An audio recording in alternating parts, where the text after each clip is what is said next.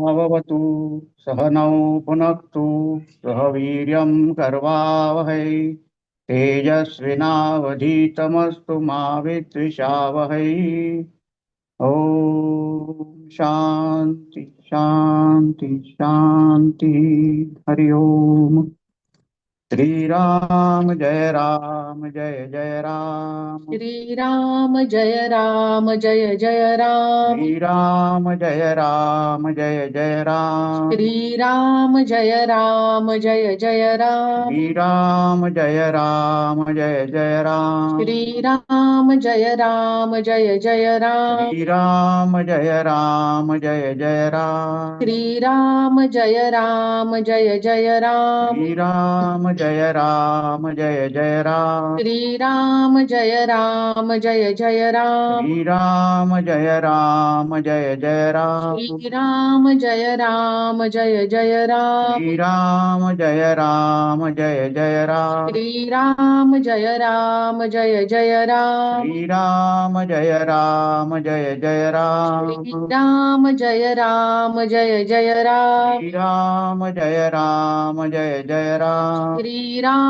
जय राम जय जय राम। श्रीराम जय राम जय जय राम। श्री राम जय राम जय जय राम। श्रीराम जय राम जय जय राम। श्री राम जय राम जय जय राम। श्रीराम जय राम जय जय राम। श्री राम जय राम जय जय राम। श्रीराम जय राम जय जय श्री राम। राम जय राम जय जय राम। श्रीराम जय राम जय जय राम। श्री राम जय राम जय जय राम। श्रीराम जय राम जय जय राम। श्री राम जय राम जय जय राम। श्रीराम जय राम जय जय राम। श्री राम जय राम जय जय राम। श्रीराम जय राम जय जय राम। श्री राम जय राम जय जय राम। श्रीराम जय राम जय जय राम। श्री राम जय राम जय जय राम। श्रीराम जय राम जय जय राम। श्री राम जय राम जय जय राम। श्रीराम जय राम जय जय राम। श्री राम जय राम जय जय राम। श्रीराम जय राम जय जय राम। श्री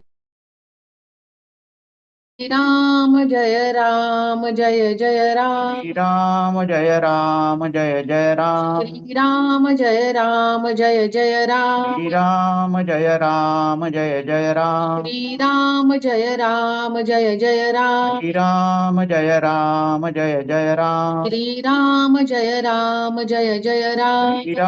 जय राम जय जय राम। श्रीराम जय राम जय जय राम। श्री राम जय राम जय जय राम। श्रीराम जय राम जय जय राम। राम जय राम जय जय राम। श्रीराम जय राम जय जय राम। राम जय राम जय जय राम। श्रीराम जय राम जय जय श्री राम। राम जय राम जय जय राम। श्रीराम जय राम जय जय राम। राम जय राम जय जय राम। श्रीराम जय राम जय जय राम। श्री राम जय राम जय जय राम। श्रीराम जय राम जय जय राम। श्री राम जय राम जय जय राम। श्रीराम जय राम जय जय राम। श्री राम जय राम जय जय राम। श्रीराम जय राम जय जय राम। श्री राम जय राम जय जय राम। श्रीराम जय राम जय जय राम। श्री राम जय राम जय जय राम। श्रीराम जय राम जय जय राम। श्री राम जय राम जय जय राम। श्रीराम जय राम जय जय श्री राम। राम जय राम जय जय राम। श्रीराम जय राम जय जय राम। श्री राम जय राम जय जय राम। श्रीराम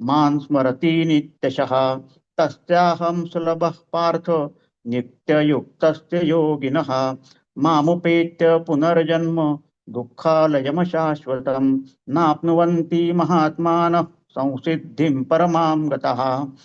जे विषयासी तिळांजळी देऊनी प्रवृत्तीवरी निगड वाहुनी माते हृदयी सुनी भोगिताती परी भोगितया नारायणुका भेटणे नाही क्षुधारिका तेथ चक्षुरादिका कवण पाडू ऐसे निरंतर एकवटले जे अंतःकरणी मदसी लिगटले मीची होऊनी आटले उपासिती तया देहावसान जै पावे तै तीही माते स्मरावे मग म्या जरी पावावे तरी उपासती ते कायसी पै रंकू एक आडलेपणे काकुळती अंती धावा गा धावा म्हणे तरी तयाची एक ग्लानी धावणे काय न घडे मज आणि भक्ताही तोची दशा तरी भक्तीचा सोसू कायसा म्हणून हा ध्वनी ऐसा न वाखाणावा तिही जे वेळी मी स्मरावा ते वेळी स्मरला की पावावा तो आमा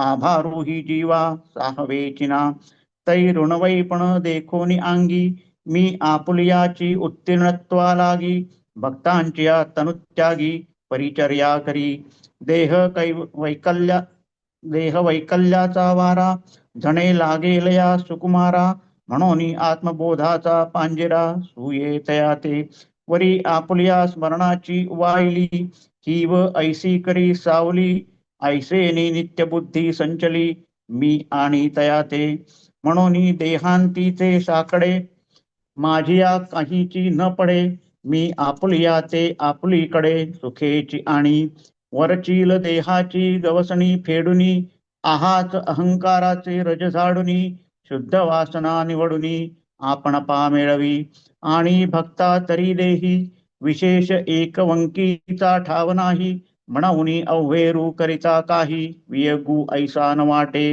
ना तरी देहांतीची मिया यावे मग आपण पयाते न्यावे हेही नाही स्वभावे जे आधीची मद मीनले येरी शरीराची या सलिली असते पण हेची सावली वाचुनी चंद्रिका ते ठेली चंद्रीच आहे ऐसे जे नित्ययुक्त तयासी सुलभ मी सतत म्हणून देहांती निश्चित मीची होती मग क्लेश तरुची वाडी जे तापत्रयाग्नीची सगडी जे मृत्यू काकासी कुरोंडी सांडिली आहे जे दैन्याचे धुबते जे महाभयाते वाढविते जे सकळ दुःखाचे पुरते भांडवल जे दुर्मतीचे मूळ जे कुकर्माचे फळ जे व्यामोहाचे केवळ स्वरूपची जे संसाराचे बैसणे जे विकाराचे उद्याने जे सकळ रोगांचे भाणे वाढिले आहे जे काळाचा खिच उशिटा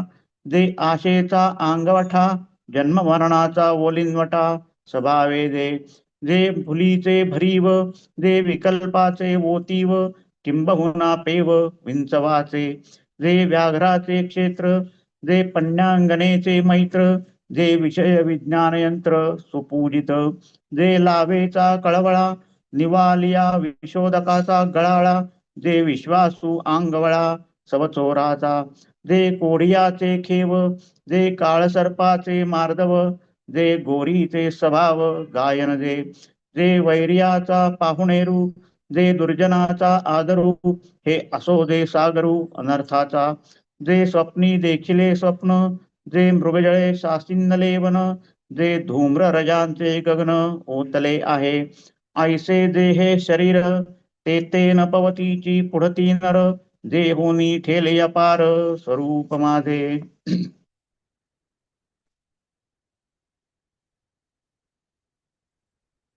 पार्था, जो सतत अनन्यचित्त होऊन नित्य माझे स्मरण करतो त्या माझ्याशी निरंतर एकवटलेल्या योग्याला मी सुलभच आहे.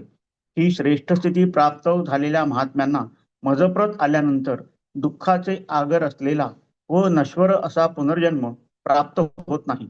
जे विषयांना तिलांजली देऊन प्रवृत्तीला वेडी घालून निरोधून मला अंतःकरणात साठवून माझ्या स्वरूपाचा अनुभव घेतात, परंतु मला हृदयात घालून कितीही भोग घेतला तरी त्यांचे समाधान होत नसल्यामुळे भूक व तहान इत्यादिकांचा त्यास पत्ता नसतो, तेथे डोळ्या इत्यादिकांची काय किंमत आहे? अशा प्रकारे जे अखंड माझ्याशी एकरूप होऊन अंतःकरणाने मला चिकटले, ते मद्रूप होऊन माझीच भक्ती करतात. ज्या वेळेला त्यांचा देह पडण्याचा प्रसंग येतो, त्यावेळेला त्यांनी माझी आठवण करावी आणि मग मी त्यांच्याकडे जावे, तर त्यांच्या त्या केलेल्या भक्तीची किंमत काय राहिली? जर कोणी एखादा दिन अडल्यामुळे मरणासमयी काकुळतीने मला देवा धावा हो धावा असे म्हणाला, तर त्याच्या संकट समयी मी धावत नाही काय? आणि भक्तांचीही जर तीच अवस्था होत असेल, तर मग भक्तीचा एवढा हव्यास तरी कशाकरिता करावयाचा? म्हणून अशा प्रकारच्या शंकेला तू महत्व देऊ नकोस. त्यांनी ज्यावेळी माझी आठवण करावी, त्यावेळेला स्मरण करताच मी पावावे, एवढे ओझे देखील माझ्या मनाला सहन होत नाही. तो कर्जदारपणा आपल्या ठिकाणी असलेला पाहून त्या आपल्याच कर्जाच्या फेडीकरिता मी भक्तांच्या देह पडण्याच्या वेळी त्यांची सेवा चाकरी करतो. देहांत समयीच्या व्याकुळतेचा संबंध कदाचित माझ्या सुकुमार भक्ताला लागेल, म्हणून त्यास मी आत्मज्ञानाच्या पिंजऱ्यात ठेवतो. शिवाय आणखी माझ्याविषयी त्याला असलेले स्मरण हीच कोणी प्रशस्त व थंडगार अशी सावली ती त्या पिंजऱ्यावर मी करतो. अशा तऱ्हेने आत्म्याच्या नित्यतेविषयी दृढ झालेली बुद्धी मी त्याला देतो. म्हणून मरणाचे संकट माझ्या भक्ताला कधीच पडत नाही. माझ्या भक्ताला मी आपल्याकडे काही आयास न पडता आणतो. आत्म्यावर असणारी देहरूपी गवसणी काढून टाकून अहंकाररूपी वरवर असणारी झूळ झाडून शुद्ध वासना वेगळी काढून घेऊन त्या भक्तांचे मी आपल्याशी ऐक्य करतो. आणि भक्तांना तरी देहात असताना देखील विशेषतः देहतादात्म्याचा पत्ता नसतो, म्हणून देहत्याग करताना त्या देहाचा वियोग असा वाटत नाही. अथवा मरणाच्या वेळेलाच मी यावे आणि नंतर त्यांना आपल्याकडे घेऊन न्यावे, म्हणजे आपल्या स्वरूपात मिळवावे असे करावे लागत नाही, कारण ते भक्त आधीच मला सहज मिळालेले असतात. एरवी चंद्राच्या चांदण्याचा भास जरी पाण्यात झाला, तरी ते चांदणे चंद्राच्याच ठिकाणी असते. त्याप्रमाणे शरीररूप पाण्यात जरी तो भक्त दिसत असला, तरी तो नुसता भासमात्र आहे. वास्तविक तो माझ्या स्वरूपीच आहे. याप्रमाणे जे माझ्या ठिकाणी नित्य जडलेले असतात, त्यांना मी नेहमी जवळ आहे, म्हणून ते देह पडल्यावर खात्रीने मीच होतात. नंतर जे शरीर दुःखरूप वृक्षांची बाग व अध्यात्मादी तीन तापरूपी विस्तवाची शेगडी व मृत्यूरूपी कावळ्यास उतरून टाकलेला बळी आहे, जे दैन्य प्रसवणारे आहे, जे मरणाला पोचते व जे सर्व दुःखाचे पुरे भांडवल आहे, जे दुष्ट बुद्धीचे उत्पत्ती स्थान व वाईट क्रियांचे फल आहे, जे केवळ मूर्तिमंत गाढ अविवेकच आहे, जे संसाराची बैठक आहे, जे विकाररूप झाडांची बाग आहे व जे सर्व रोगांचे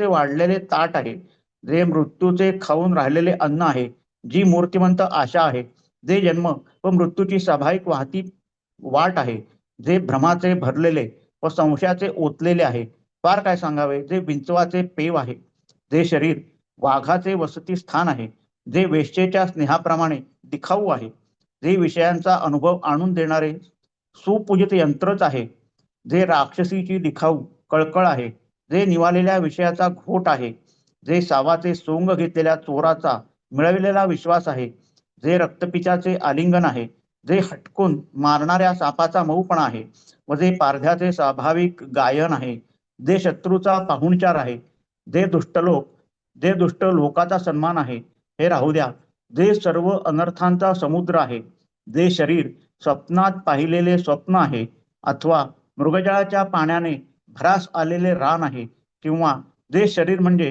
धुराच्या कणांचे बनविलेले आकाश आहे, असे अनर्थकारक व खोटे जे शरीर, ते जे पुरुष माझे अमर्याद स्वरूपच होऊन राहिलेले आहेत, त्यास पुन्हा प्राप्त होत नाही. जय जय रघुवीर समर्थ.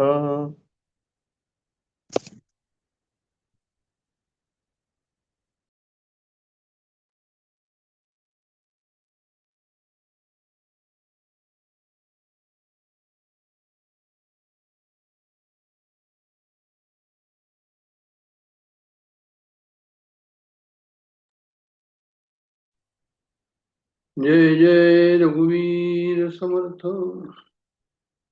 वसुदेवसुतं देवं कंसचाणूरमर्दनं देवकी परमानन्दं कृष्णं वन्दे जगद्गुरुं.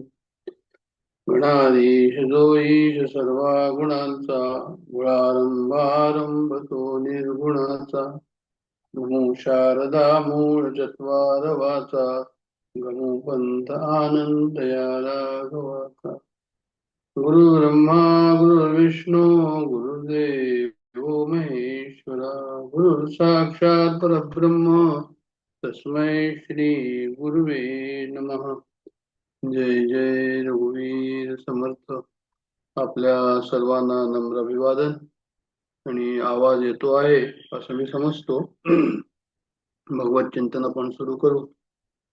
भगवद्गीतेचा 8वा अध्याय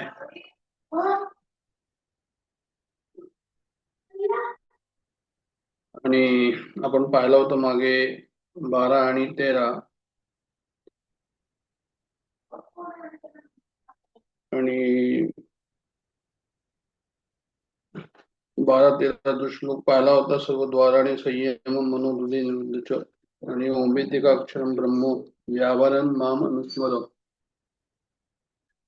तर काय आहे की या ठिकाणी म्हणजे निर्गुण निराकार तत्वाचा त्यांनी उपासना कशी असते ह्या पहिल्या 2 श्लोकात सांगितलं. कशामध्ये? 12 मध्ये आणि 13 मध्ये.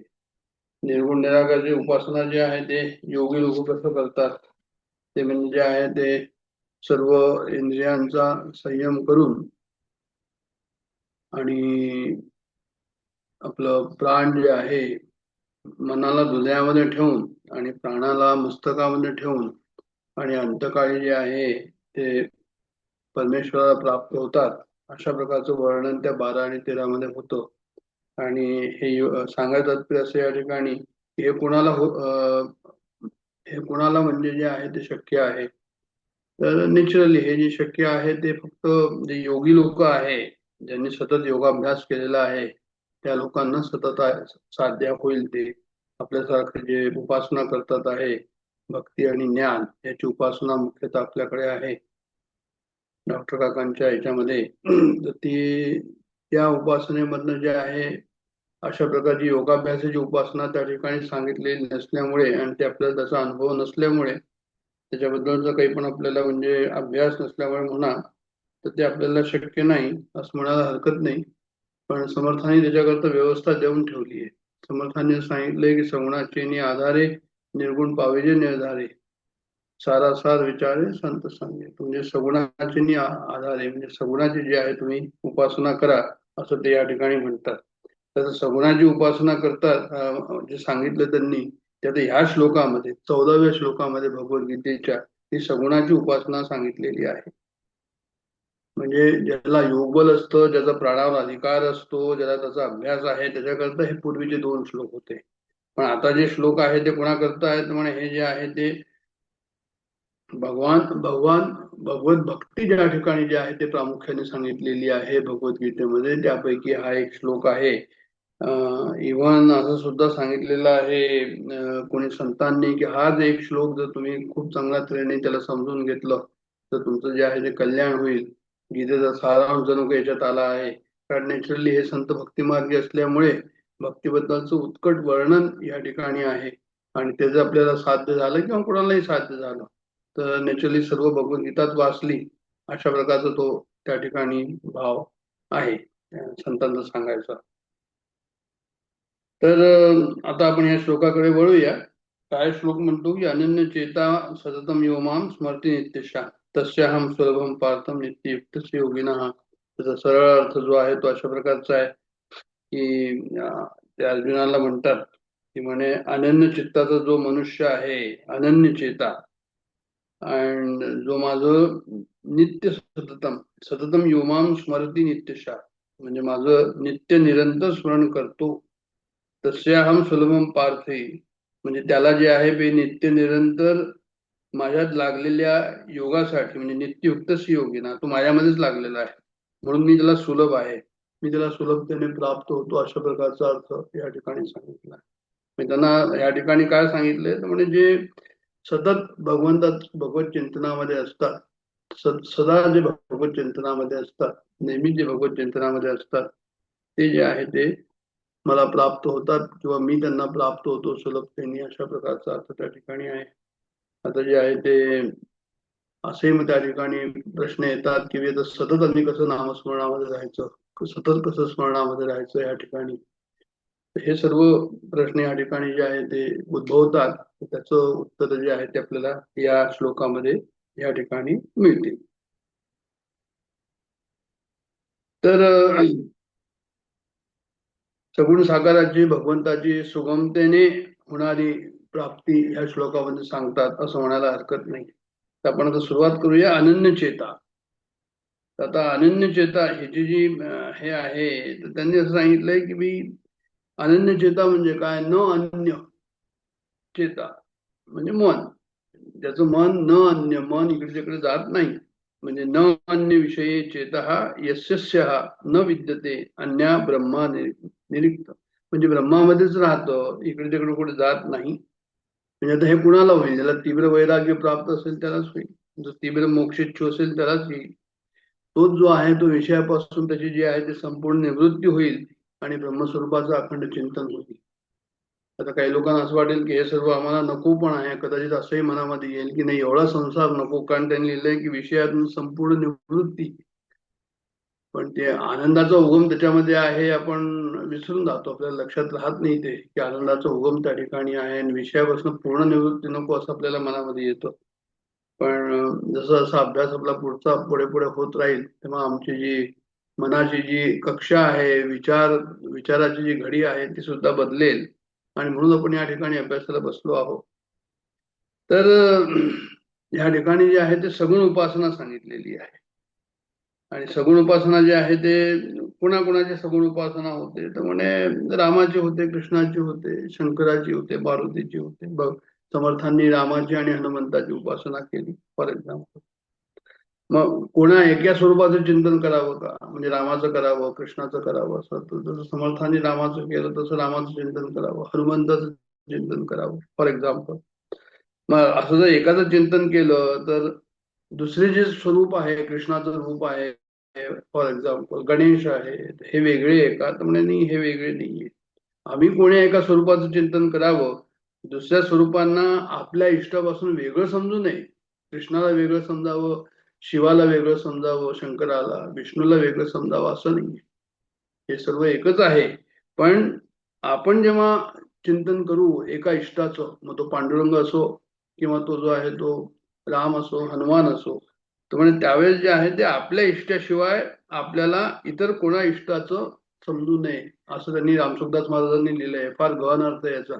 याचा अर्थ आहे की एक गुरु, एक ग्रंथ, एक देवता, अशा प्रकारचं जे सांगितलंय उपासनेमध्ये तेच या ठिकाणी सांगितलंय. तुम्ही पांडुरंगाची उपासना करताय, इतर सर्व पांडुरंगच आहे असं समजायचं, पण मी पांडुरंगाचा आहे, आणखीन कुणाचं नाही, मी पांडुरंगाचा आहे, अशा प्रकारची उपासना जर केली, अशा प्रकारची जर भक्ती केली आपल्या इष्टाशिवाय, आपल्याला इतर कोण्या इष्टाचे समजू नये असा जो भाव त्याच्यामध्ये आहे तो कशा करताय, म्हणजे आमचं लक्ष इकडे तिकडे जाणार नाही.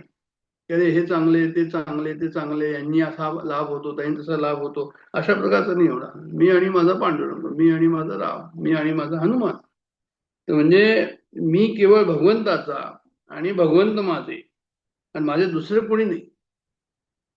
मी हनुमंताचा, हनुमंत माझा, माझं दुसरं कोणी नाही, आणि मी दुसऱ्या कोणाचा नाही. अशा प्रकारची त्या ठिकाणी उपासनेमध्ये जी आहे ही अशी भावना हवी, किंवा अशा प्रकारचं एक मानसिक घडी त्या ठिकाणी बसवायला पाहिजे. म्हणजे आता हे का सांगतोय की अनन्य चेता याच्यावरच आपलं जे आहे ते अभ्यास चाललेला आहे, याचा अर्थ चाललेला आहे की आम्हाला जे आहे ते कुठेही इकडे तिकडे जायचं नाही. म्हणजे ज्याचे चित्त भगवंताला सोडून कोणत्याही भोगभूमीकडे किंवा कोणत्याही ऐश्वर्याकडे किंचितही जात नाही, म्हणजे अंतःकरणामध्ये भगवंताशिवाय आणखीन काहीच नाही दुसरं. भगवंताशिवाय आणखीन कोणाचा आश्रय नाही. पैशाचा आश्रय, बॉसचा आश्रय, राजाश्रय, कोणताही आश्रय नाही. अंतःकरणात भगवंताशिवाय आणखीन कोणताही आश्रय नाही, आणि भगवंताशिवाय आणखीन कोणाला महत्वही नाही. अनन्य चेता म्हणजे अनन्य चेता होणं इतकं सरळ नाहीये. न अन्य, मन न जाणं, न अन्य इकडे तिकडे मन न जाणं, एवढंच जरी त्याचा अर्थ झाला तरी तो किती सरळ नाहीये, तो कठीण आहे असं मला म्हणायचंय. उदाहरणं दिले रामसुखदास महाराजांनी की जे आहे ते पतिव्रता स्त्री असते तर ती आपल्या नवऱ्याशिवाय इतरांचा कधीच विचार करत नाही, त्यालाच पतिव्रता म्हणतात. मग गुरुशिष्य संबंध, आता समर्थांचं आणि कल्याणाचे संबंध आपल्याला माहिती आहे की कल्याण स्वामी जे आहे ते समर्थांशिवाय आणखीन काही विचार करतच नव्हते. किंवा एखादा सुपुत्र असतो, तो माता पित्याची सेवा करतो, माता पित्याशिवाय आणखीन काही करत. पुंडलिकाचं उदाहरण आपल्या समोर आहे की त्यांनी माता पित्यांची किती सेवा केली. श्रवण कुमारचं उदाहरण आहे आपल्या समोर. हे सर्व काय, हे सर्व यासाठी आहे की अंतःकरणामध्ये त्याच्याशिवाय आणखीन दुसरा आश्रय नाही, दुसऱ्या आणखीन कशालाही महत्व नाही. मग ह्या ठिकाणी काय असावं की अनन्य चेता म्हणजे जे आहे भगवंताशिवाय आम्हाला आणखीन कोणत्याही प्रकारचं या ठिकाणी काय नको, म्हणजे या ठिकाणी आश्रय नको.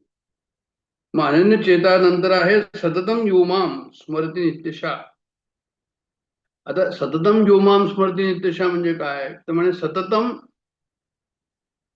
जे आहे ते काय करायचं तर म्हणे हे सततम जे आहे ते म्हणजे निरंतर. सततम म्हणजे काय, निरंतर. निरंतर काय करायचं तर म्हणे निरंतर त्याचं स्मरण करायचं. आता निरंतरचा काय अर्थ होतो, कारण इथे दोन शब्द आलेले आहे. एक सततम आलेला आहे योमाम स्मरती नित्यशा आणि दुसरा स्मरती शब्द आलेला आहे.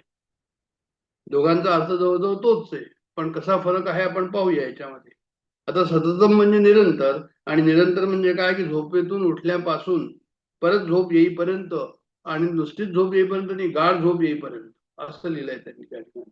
म्हणजे झोपेत न उठल्यापासून परत गाढ झोपेपर्यंत आम्ही काय करायचं तर म्हणजे सततम म्हणजे निरंतर जो आहे तो अभ्यास करायचा, स्मरण करायचं भगवंताचं. आणि भगवंताचं असं निरंतर स्मरणाला त्यांनी सततम असं म्हटलेलं आहे. आणि नित्यशा, आता नित्यशा म्हणजे सदा, म्हणजे जेव्हापासून सुरू केलं होतं जसं आजपासून जर आम्ही सुरू केलं तर मग आमरण शेवटपर्यंत तसंच राहायला पाहिजे, त्याला ते म्हणतात नित्यशा, सदा. म्हणजे थेट मृत्यूपर्यंत स्मरण करत राहायचो.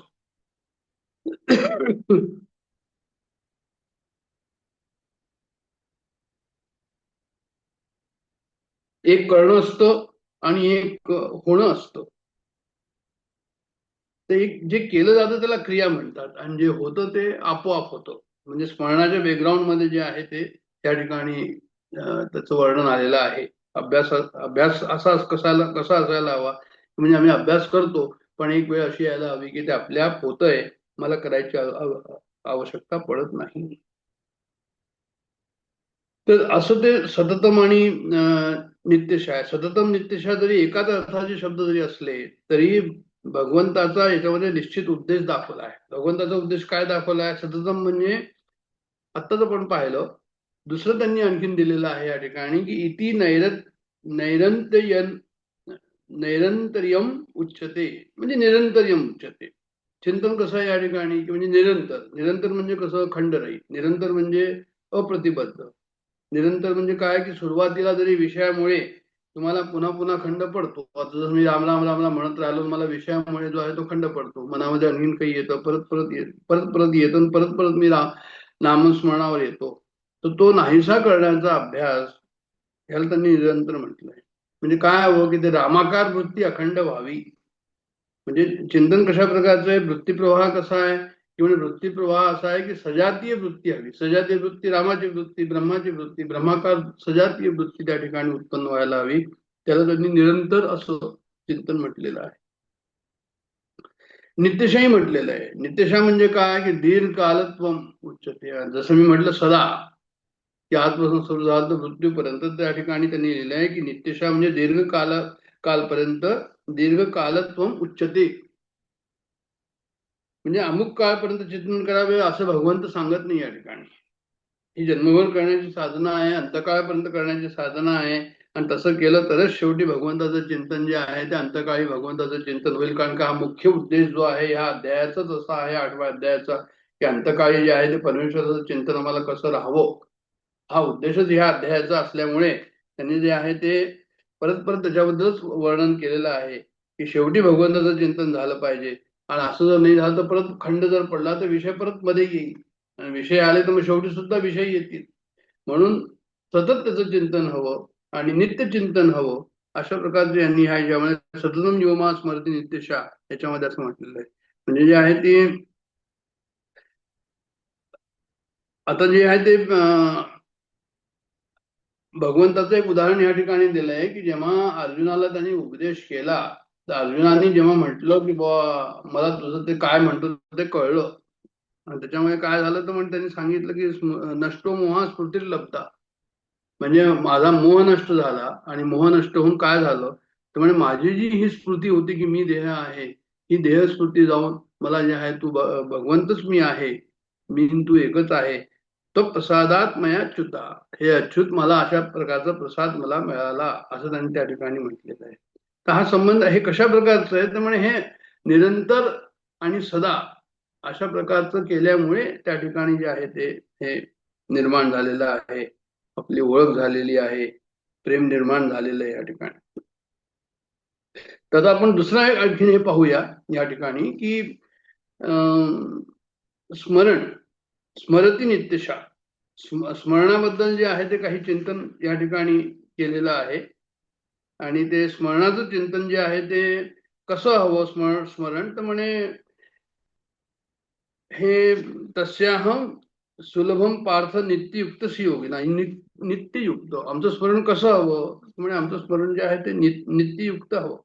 नित्ययुक्त म्हणजे काय, म्हणजे नित्ययुक्त म्हणजे जे आहे ते आपल्याला वाटेल जेव्हा आपण चित्तद्वारा आपल्या चित्ताद्वारा निरंतर चिंतन करणं, म्हणजे असं की या ठिकाणी श्रद्धा असलं पाहिजे, प्रेम असलं पाहिजे, भक्ती असली पाहिजे, निष्काम भाव असला पाहिजे, भगवंताविषयी स्वतः मी अट्रॅक्टेड झालो आहे, अशा प्रकारचं नित्ययुक्त. म्हणजे एखाद्याशी आपण समजा एखादा तरुण मुलगा आहे, मुलगी आहे, एक दुसऱ्याला समजा ते अट्रॅक्ट झालेले आहे, तर ते म्हणतात की त्या प्रकारे नित्ययुक्तचा अर्थ हा झाला की जो आहे तो त्याला तेच हवं, आणखीन काही नको.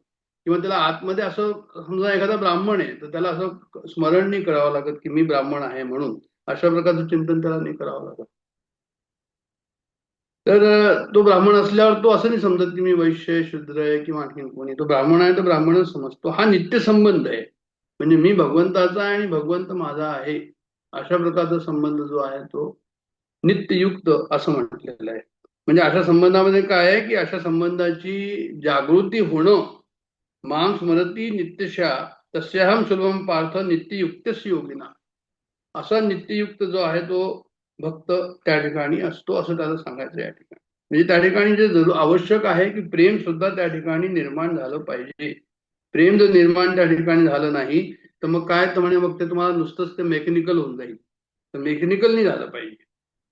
मेकॅनिकल जर झालं तर मग ते बरोबर नाही, म्हणून त्या ठिकाणी निष्काम कर्म हवं असं म्हणतात ते. म्हणजे आत्मीयता त्या ठिकाणी निर्माण असायला हवी. म्हणजे जर आपल्याला एकदा भगवंताची ओळख झाली, भगवंत सर्व काही आहे हे जे एकदा झालं तर मग त्या ठिकाणी जे आहे काय होईल, पण त्या ठिकाणी जे आहे ते जसं भगवंतांनी म्हटलं की मयासक्त मना पार्थ, ते 7व्या अध्यायात म्हटलेलं आहे की आम्ही त्या ठिकाणी आसक्त होऊ. मयासक्त मना पार्थम योगम युंजन मदाश्रया, भगवंत म्हणतात की अरे तू माझ्यामध्ये आसक्त हो. आता भगवंत जर म्हणतात ते आसक्त होऊन आम्ही कुठे आसक्त आहे, तर आम्ही संसारामध्ये आसक्त आहे. तर आम्ही जर संसारामध्ये आसक्त आहे आणि भगवंत जर आम्हाला सांगतात आणि आम्ही भगवद्गीता वाचतो तर व्हॉट वी शुड फॉलो. म्हणजे हा सर्व भक्तियोग आहे. भगवंताला आपलं मानणं आणि त्याचं स्मरण करणं हे कसं आहे तर म्हणे हे जे आहे ते नित्ययुक्त आहे. म्हणून ते ह्या ठिकाणी जो शब्द आलेले आहे सततम, नित्यशा, नित्ययुक्त, हे सर्व अनन्य चेता, हे सर्व शब्द कसे की समजून घ्यायला हवे आणि अत्यंत आवश्यक आहे आपल्या साधनेमध्ये, कारण त्याच्याशिवाय साधना होणार नाही. तर भगवंताशिवाय शरीर, इंद्रिय, प्राण, मन, बुद्धी सुद्धा आपलं नव्हतं, आणखी नित्ययुक्तच त्यांनी पुढे गेले एक. म्हणजे माझं मन आहे, माझं बुद्धी आहे. आता मी समजतो का की माझं मन नाही, माझं बुद्धी नाहीये, तर ते म्हणतात की नाही म्हणे हे इंद्रिय जे आहे तुझे, हे जे प्राण आहे तुझा, हे मन आणि बुद्धी जे आहे हे सुद्धा म्हणजे जे आहे ते प्रकृतीच आहे आणि तू भगवंत आहे. तर मग फक्त भगवंतच आपला आहे याचा अर्थ हा झाला की तू ब्रह्म आहे, तत्वमसी, तू ब्रह्म आहे आणि ब्रह्माशिवाय आणखीन काहीच नाही. जेव्हा ती अशी स्टेज येईल की ब्रह्माशिवाय आणखीन काही नाही, ते गोष्ट वेगळी. पण सध्याची आपल्याला हे समजायचं आहे की मी कोण आहे, शरीर मी आहे या मी भगवंत आहे.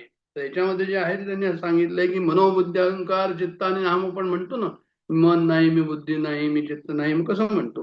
म्हणजे हे आपलं नाही असं त्याला सांगायचंय. केवळ भगवंतच आपला आहे असं नित्ययुक्त या शब्दाला एक्सप्लेन करताना त्या ठिकाणी त्यांनी दिलेलं आहे. कारण देहाला जर आपण मानत राहिलो की देह मी आहे, तर मग भगवंत आपल्याला सुलभ, तस्याहम सुलभम पार्थो, मी त्याला सुलभ होतो. कुणाला सुलभ होतो? ज्याला देहात्मबुद्धी नाही त्याला मी सुलभ होतो. जो हे समजतो की मी देह नाही, मी भगवंत आहे, त्याला मी सुलभ होतो. पण ज्यांनी असं समजलं की मी मन आहे, मी बुद्धी आहे, मी, तर म्हणजे मी त्याला कसं सुलभ होईल? तर भगवंताशी स्वाभाविक अभिन्नता, म्हणजे मी आणि भगवंत एकच. आणि संसाराशी स्वाभाविक भिन्नता, संसार माझ्यापासून वेगळा. म्हणजे जड आणि चेतन असं जर आपण मिश्रण केलं तर चेतन तत्व मी आहे आणि जड तत्व मी नाही. अशा प्रकारची साधना, व्यतिरेक साधना अशा प्रकारची सुरू झाली पाहिजे. अन्वय साधना म्हणजे असं की सर्वच मी आहे हे त्याच्यानंतरची स्टेप आहे. पण सुरुवातीला जे आहे ते कसं आहे की म्हणजे मी कोण ह्याच्याबद्दल जेव्हा विचार होतो आणि त्याच्यामध्ये आपण भगवंताला प्रार्थना करतो की मला जे आहे ते याचा, हे जे आहे ते याचा अनुभव येऊ दे.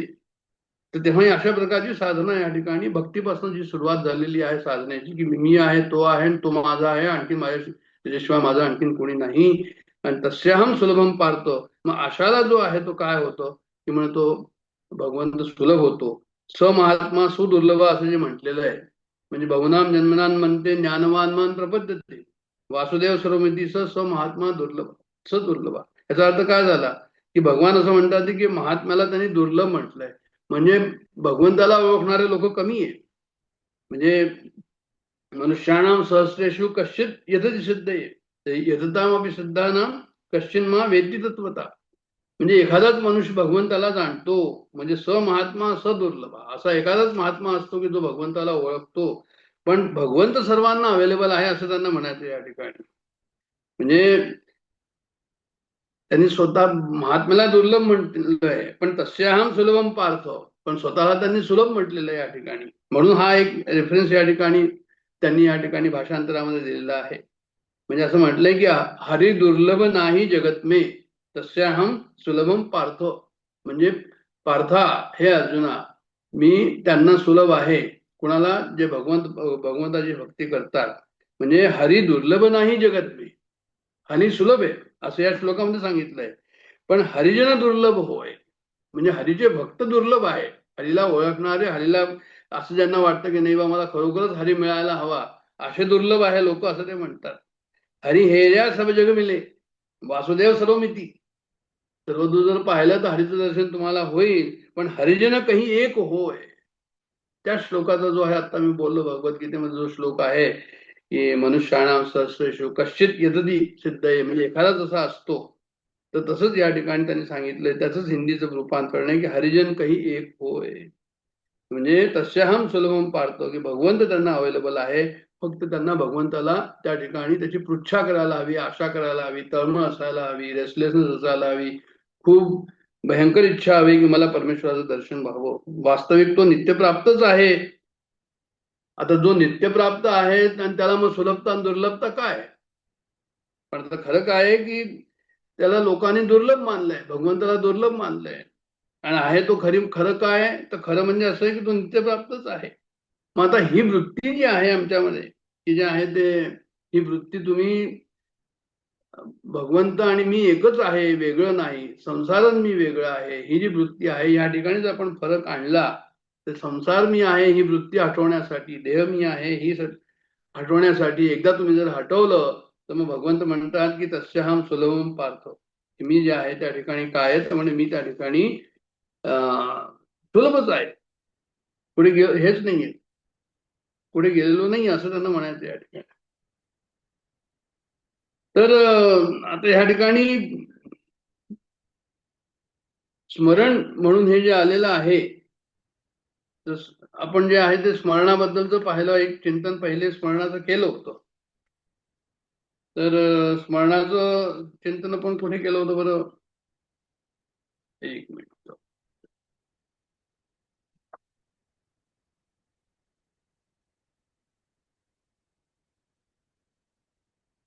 स्मरणाचं आपण चिंतन केलं होतं. हे कशा प्रकारे स्मरणाचं चिंतन हवं हे आता आपल्याला ह्या ठिकाणी पाहायचंय की पहिला याच्यामध्ये स्मरणासंबंधी विचार आला होता 2 श्लोकाच्या पाठीमागे, आणि आता परत तो थोडासा विचार जो आहे पाहू की स्मरण म्हणजे काय, स्मरण कसं करायचं, कशाकरता स्मरण करायचं. आणि आपण स्मरणासंबंधी विचार पहिले जो पाहिला होता त्याची परत आठवण म्हणून या ठिकाणी सांगतो की बोधजन्य, संबंधजन्य आणि क्रियाजन्य असे स्मरणाचे 3 प्रकार सांगितले त्यांनी. बोधजन्य स्मरण कोणतं आहे तर म्हणजे बोधजन्य स्मरण म्हणजे हे जे शरीर आहे हे शरीर जाणारं आहे, आणि ह्या नष्ट होणाऱ्या शरीराला विवेकपूर्वक जर आम्ही त्याग केला तर याचा अर्थ हा झाला की ते बोध आहे. म्हणजे जे नष्ट होत नाही त्याचं अस्तित्व आम्ही जे आहे ते पत्करलो, आणि जे नष्ट होत आहे ते जाणार आहे, आणि त्याला आम्ही काय म्हटलं की त्याचं आम्हाला मी समजून घेतलं की स्पष्टपणे बोध झाला. तसं बोधजन्य स्मरण म्हणजे मी तो आहे. बोधजन्य स्मरण हा होतो की सध्याशी मी हा आहे, देह आहे असा हा बोध आहे. मी देह आहे हे आमचं समज आहे, आणि बोध काय की मी तो आहे म्हणजे परमात्माच मी आहे. तर असं जो आहे तो आमची चूक काय होते या ठिकाणी की मी देह आहे, आणि ह्या चुकीला आम्ही दुरुस्त करायचं, आणि ह्या चुकीला जर दुरुस्त केलं तर मग जे आहे त्याला बोधजन्य स्मरण म्हणतात. म्हणजे जसं भगवंतांनी जसं दुसऱ्या अध्यायामध्ये 12व्या श्लोकात म्हटलंय की मी पहिले राजे लोक पूर्वी नव्हते, आणि पुढेही जे आहे ते म्हणजे पूर्वी मी नव्हतो असं नाहीये, आणि नंतर राजे लोक पूर्वी नव्हते असं नाहीये. हे राजे लोक जे आहेत ते नंतरही असणार, आणि मी पण नंतर असणार. अशा प्रकारचं जे आहे त्यांनी जे 12व्या श्लोकामध्ये सांगितलं याचा अर्थ हा झाला की म्हणजे जे आहे ते एक शाश्वत तत्व आहे, ते शाश्वत तत्व मी आहे, ते पहिले होतं आजही आहे आणि उद्या राहील, जिला आम्ही सच्चित आनंद असं म्हणतो. तर हा बोधजन्य स्मरण झालं. आणि संबंधजन्य स्मरण म्हणजे काय की शरीर संसार आम्ही आपला मानतो, म्हणजे संबंध मानतो, हा मानलेला संबंध आहे. हा आम्ही मानला आणि संसाराशी संबंध तर समाप्त होईल, आणि मानला तर आहे, नाही मानला तर नाहीये. आता भाऊ बहीण आहे, मानलं तर भाऊ बहीण, नाही मानलं तर नाही. आता सख्खे सुद्धा भाऊ बहीण किंवा जेव्हा झगडतात तेव्हा मानलं त्यांनी तर ठीक, नाही मानलं तर नाही. तर तसंच हे आहे की संसाराला आम्ही मानतो, हे मानणं आहे, वास्तविक नाहीये. वास्तविक काय की भगवंत आपला आहे, त्याला जर तुम्ही नाही मानलं तरी तो आहेच, आणि मानलं तरी आहेच. म्हणजे वास्तविक आपला संबंध भगवंताशी आहे. भगवंताशी पासून म्हणजे चेतन तत्व, भगवंत म्हणजे चेतन तत्व, म्हणजे मी चेतन तत्व आहे. चेतनापासून मी निराळा होऊ शकत नाही. म्हणजे शरीर आणि संसाराचा संबंधच जो आहे तो आम्ही जर असं मानलं की नाही हा शरीराचा आणि शरीराचा आणि संसाराचा संबंध जो आहे तो मायाशी नाही, असं जर एकदा तुम्ही समजला तर मग त्याचा अर्थ की संबंधजन्य स्मरण म्हणजे नेहमी लक्षात ठेवायचं की मी हे नाही असं त्यांना म्हणायचं या ठिकाणी. तर दुसरं असतं की हे अभ्यासजन्य म्हणून असतं. एक आहे अभ्यासजन्य. अभ्यासजन्य म्हणजे काय म्हणजे की जसं ते एक क्रियाजन्य स्मरण पण आहे, आणि एक क्रियाजन्य स्मरण जे आहे ते अभ्यासजन्य स्मरण होतं. अभ्यासजन्य म्हणजे काय, जसं आता स्त्रिया असतात डोक्यावर त्या पाणी घेऊन जातात, डोक्यावर जे आहे ते घागर घेऊन जातात पाण्याची, किंवा सर्कशीत लोक काम करतात, दोरावर चालतात, किंवा ड्रायव्हर रस्त्यावर निरंतर लक्ष ठेवतो. तसं यांचं काय म्हणायचं त्यांना की तुम्ही अभ्यासाने जे आहे ते तुम्हाला ते होतं, त्याला क्रियाजन्य स्मरण म्हणायचं. म्हणजे भगवंताचं जे आहे तुम्ही सतत अभ्यास करता हा स्मरण करण्याचा असं त्यांना म्हणायचं. त्यांना अभ्यास करून जे आहे मग तुम्हाला शेवटी प्राप्त होतो. जसं आता उदाहरणं दिली सर्कशीमध्ये काम करणारा फॉर एक्झाम्पल. तर संसाराचं कार्य करत भगवंताचं नामस्मरण करायचं, किंवा भगवंताचं स्मरण करताना संसाराचं कार्य करायचं. त्याच्यामध्ये काय फरक आहे. आता स्मरण कशा प्रकारचं करायला हवं. संसाराचं मी कार्य करतोय आणि भगवंताचं स्मरण करतो, याच्यामध्ये काय होईल आमचं असं लक्ष असतं की संसारामध्ये चूक न हो. भगवंताचं स्मरण मागे राहील तर चालेल, पण संसारामध्ये चूक न हो. मग जितकं जमेल तितकं आम्ही भगवंताचं नामस्मरण करू. तर स्मरणाचा हा पहिला प्रकार झाला. दुसरा प्रकार स्मरणाचा काय झाला की भगवंताचं स्मरण करताना संसाराचे कार्य दुय्यम, आणि भगवंताचं स्मरण जे आहे ते प्रथम. म्हणजे त्यावेळेस आम्ही वी मेक शुअर की भगवंताचं स्मरण चुकलं नाही पाहिजे, संसाराचं एखादं कार्य मागे राहिलं तर हरकत नाही. अशा प्रकारचे जे आहे ते जे आहे त्याला ते भगवंताचं स्मरण हा प्रकार 2 असं म्हटलेलं आहे त्यांनी. म्हणजे भगवत स्मरण याच्यामध्ये मुख्य आहे. तर पहिल्या याच्यामध्ये काय की संसार मुख्य आहे, भगवत स्मरण सेकंडरी. दुसऱ्या याच्यामध्ये काय की भगवत स्मरण मुख्य आहे, संसार सेकंडरी. पहिल्या याच्यामध्ये संसार मुख्य, भगवत स्मरण सेकंडरी. दुसऱ्या याच्यामध्ये जे आहे ते भगवस्मरण मुख्य, संसार सेकंड, आणि तिसऱ्यात काय, तिसऱ्यामध्ये म्हणजे कार्याला ते भगवंतच समजतात. म्हणजे जे काही मी करतो आहे हे सर्व जे आहे ते भगवंताचंच करतो आहे, आणखीन मी काही करतच नाहीये. म्हणजे भगवंताची स्मृती त्या ठिकाणी अखंड राहील. आता जसं उदाहरण दिलंय त्यांनी की कन्येचा विवाह एखाद्याला जर करायचा असेल तर तो कुठेही जातो तरी त्याच्या डोक्यामध्ये असतं की मला कन्येचा विवाह करायचा, तर शोधत असतो तो की त्याच्याकरता जो आहे तो कुठे वर दिसतोय का म्हणून. तर तसंच ह्या कन्येविषयी पूज्यभाव नाहीये, पण उदाहरण म्हणून त्यांनी दिलंय भगवंताविषयी आपला पूज्यभाव आहे आणि त्याचं निरंतर स्मरण त्या ठिकाणी राहायला हवं. म्हणजे असं असं ठेवायला हवं स्मरण की मी भगवंताचं हे सर्व, संसार जो आहे तो भगवंताचा आहे आणि संसार जर भगवंताचा आहे आणि भगवंतच सर्व दूर आहे तर मग संसाराचं कामही भगवंताचंच आहे. मग त्याला भगवंताच्या नात्याने ते काम करणं. आता आज आम्ही या ठिकाणी मी बोलतो आहे, तुम्ही ऐकता आहात, हे भगवंताचंच कार्य समजून त्याप्रमाणे जे आहे ते करायचं आणि प्रसन्नतेने राहायचं.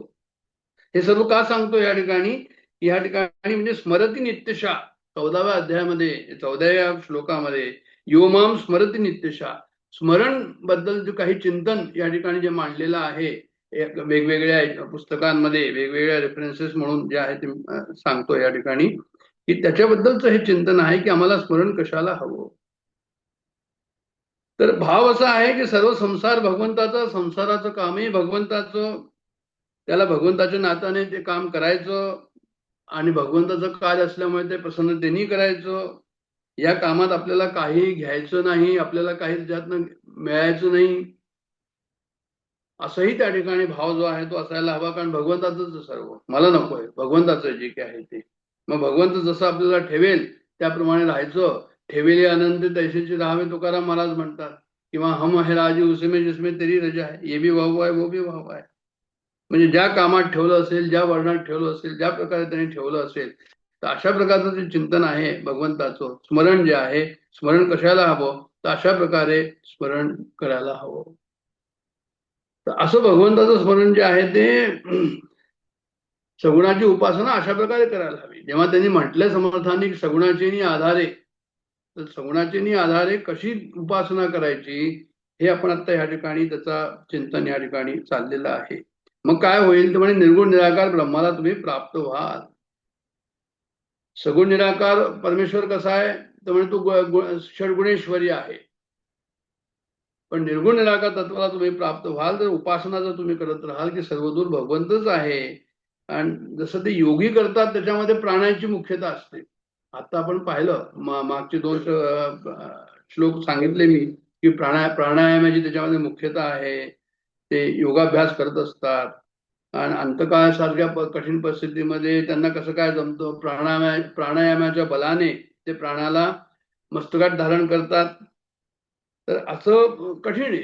कारण त्यावेळेस काय होतं की शेवटी जे आहे ते अंतकाळी जे आहे ते परिस्थिती फार गडबड असते, कठीण असते. तर आता ह्या श्लोकामध्ये काय सांगितलं, ह्या श्लोकामध्ये सांगितलं की तुम्ही ते काही करू नका, जाऊ द्या त्याला. तुम्ही काय करा तर म्हणे स्मरणामध्ये जी कठीणता नसते, हे जे स्मरण आता आपण पाहिलं, भगवंताचं स्मरण पाहिलं, क्रियाजन्य स्मरण पाहिलं आणि त्याच्यानंतर आपण हे पाहिलं अभ्यासजन्य स्मरण पाहिलं, संबंधजन्य स्मरण पाहिलं. हे सर्व कसं आहे, किंवा बोधजन्य स्मरण पाहिलं, बोधजन्य स्मरण, संबंधजन्य आणि क्रियाजन्य, हे जे 3 प्रकारचे आपण पाहिले. तर ते म्हणतात की ह्या स्मरणामध्ये कठीणता नाहीये, कारण इथे प्राणाचा संबंध नाहीये, इथे प्राणाशी काही संबंध नाही. नॉट ओनली दॅट, इथे मन बुद्धीचं सुद्धा ते म्हणतात काही नाही, फक्त तुम्हाला जे आहे ते भगवंताशी अनादी कालापासून स्वतः सिद्ध संबंध आहे हे आपल्याला लक्षात ठेवायचं, ह्याची जागृती करायची. म्हणजे त्यांनी असं रामसुखदास महाराज म्हणतात की इथे मन इंद्रिय बुद्धी काही मतलब नाही, तुम्ही फक्त एवढीच जागृती ठेवा की माझा भगवंताशी संबंध अनादी कालापासून आहे, मी भगवंतच आहे, भगवंतच माझा आहे, भगवंताशिवाय आणखीन कोणी नाही. जसं एखाद्या वस्तूचं आपण विमा करतो, तर विमा उतरल्यानंतर जे आहे ते काय होतं, मग ती वस्तू समजा तुटली फुटली काही पण त्याला झालं तर आपल्याला काळजी नसते, कारण की विमा जे आहे तो म्हणजे इन्शुरन्स जे आहे ते आपल्याला त्याचं भरपाई करेल. एखादी कार आहे, त्या कारला जर काही झालं मागे पुढे तर ते इन्शुरन्स त्याची भरपाई करेल असं आपल्याला माहिती येते, मग तेवढी काळजी नसते आपल्याला. तर तसंच जर आहे की भगवंत माझा आहे आणि मी भगवंताचा आहे, असं जर एकदा सर्व झालं आणि भगवंताला अर्पण केलं सर्व, आणि मी तोच आहे अशा प्रकारचं जर झालं तर मग काय होईल? तर म्हणे मग जे आहे ते हे संबंध जे आहे तुम्हाला शरीराचे जे संबंध आहे ते दूर होतील. म्हणजे माझं मन बुद्धी चित्त अहंकार माझं शरीर हे सर्व जे आहे ते कसं होईल की त्याची आपल्याला काळजी राहणार नाही, कारण की जे आहे ते सर्व भगवंताचंच आहे, माझं काहीच नाही त्याच्यामध्ये. म्हणून भगवंताने काय म्हटलंय की एकदा जर तुम्ही असा विचार केला तर ते या ठिकाणी म्हणतात की भगवंत सुलभ आहे. तस्याहम सुलभम पार्थ. म्हणजे एकाग्र मनाने परमात्म स्वरूपाचे अखंड चिंतन करणाऱ्या नित्ययुक्त योगाचे चित्त विचलित होत नाही.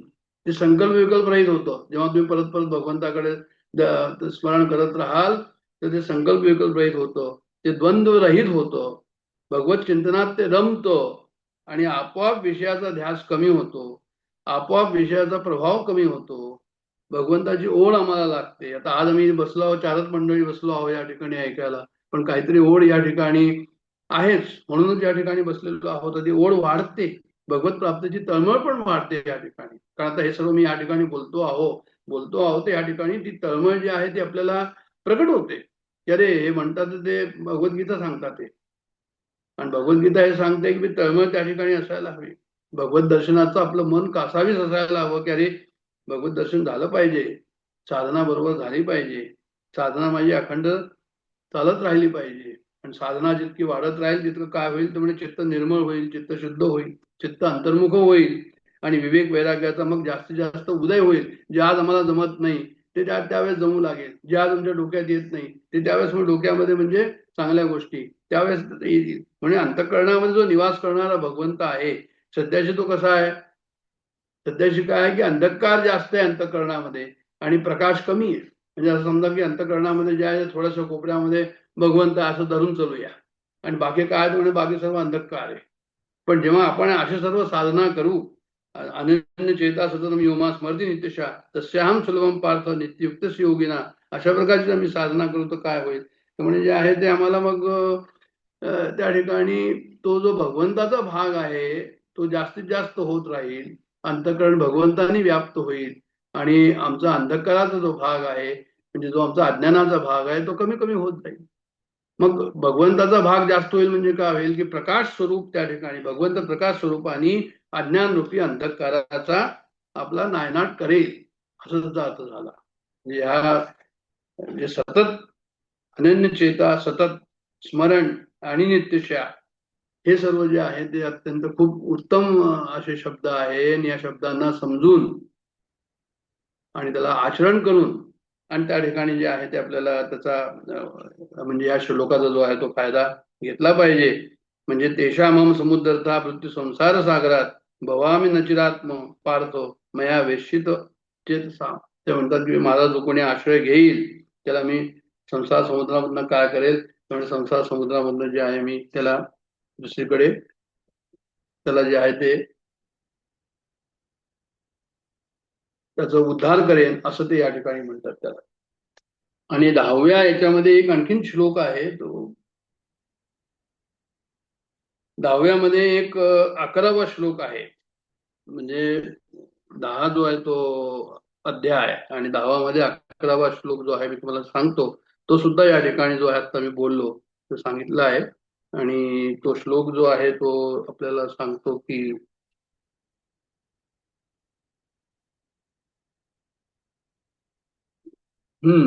तेषाम अनुकंपार्थम एव आत्म भावस्थ अहम अज्ञानजनम तम भास्वता ज्ञानदीपेन नाशयामी. आता हे काय सांगतं? हे असं सांगतंय की जे असं नित्य निरंतर भगवंताचं चिंतन करतात त्या भक्तांवर कृपा करण्यासाठीच त्यांच्या स्वरूपात म्हणजे त्यांच्या अस्तित्वात राहणारा मी, म्हणजे त्यांच्या अंतःकरणात राहणारा मी, आता जे बोललो मी जो आहे म्हणजे तो जो भगवंत आहे त्या ठिकाणी तो काय करतो की म्हणे अज्ञानजन्य तम अंधकार दैदिप्यमान ज्ञानरूप दीपकाद्वारा नष्ट करतो. म्हणजे अंधकरणामध्ये सुद्धा जो अंधकार आमच्या आहे त्या अंधकाराला जे आहे त्या भगवंत आतमध्ये जो आहे अंतःकरणामध्ये आहे तो काय करतो की दैदिप्यमान ज्ञानरूप दीपकाद्वारा तो या ठिकाणी आमचं अज्ञान दूर करतो, म्हणजे अंधकार दूर करतो आणि हे केव्हा होईल, जेव्हा 14वा श्लोक आम्ही नीट समजून घेऊ आणि त्याप्रमाणे त्याचं आचरण करण्याचा प्रयत्न करू. आता हे आपण एकदा ऐकून घेतलेलं आहे, वाचलेलं आहे, पण आता त्याचा आणखीन त्याचा हे आहे की त्याचं मनन करावं, समजून घ्यावं जे नाही समजलेलं आहे. पण खरोखरच जो आहे तो आपल्याला त्याचा आपल्या साधनेमध्ये निश्चितच फायदा होईल, यात वाद नाही. आणि पुढचं जे आहे आता ह्याच्यावरचे ज्ञानेश्वरीचं जे हे आहे ते आपण पाहूया. ज्ञानेश्वरी जे आहे ते आपल्याला काय सांगते या ठिकाणी की ह्या श्लोकामध्ये जे विषयासी तिलांजली देऊनी प्रकृतीवरी निगड वाहुनी माते दुधई सुनी भोगिताती. आता जे विषयासी तिलांजली देऊनी, विषयासी तिलांजली देऊन म्हणजे काय, म्हणजे विषय वासना रूपाने जे चित्त आहे, चित्तामध्ये काय आहे, आमच्या चित्तामध्ये विषय वासना आहे. मग ह्या विषय वासना जे आहे ते त्याला काय करायचं म्हणजे तिलांजली द्यायची. आता भगवान श्रीकृष्ण आणि उद्धव संवादामध्ये नाथ भागवतामध्ये त्यांनी खूप सुंदर वर्णन केलेलं आहे. नाथ भागवतामध्ये नाथ महाराज म्हणतात की अनादि संसार मालेच्या ठाई वारंवार देही सेविता, बुद्धीशी विषयाचे ध्यान, चित्ताशी विषयाचे चिंतन आणि विषयालागी तळमळ मन. म्हणजे हे सर्व त्यांनी ह्या ठिकाणी असं सांगितलंय की हे वासनेमुळे जे आहे ते काय होतं की बुद्धी विषयाचं चिंतन करते, चित्त जे आहे ते विषयाचं चिंतन करतो आणि मन जे आहे ते विषय मिळवण्याकरता त्याला ती तळमळ असते त्या ठिकाणी. मग तिथे अभिमान असतो, त्याने विषयाभिमान दृढ झाला, मग अभिमान अहंकार त्या ठिकाणी दृढ होतो, अभिमान दृढ होतो त्या ठिकाणी.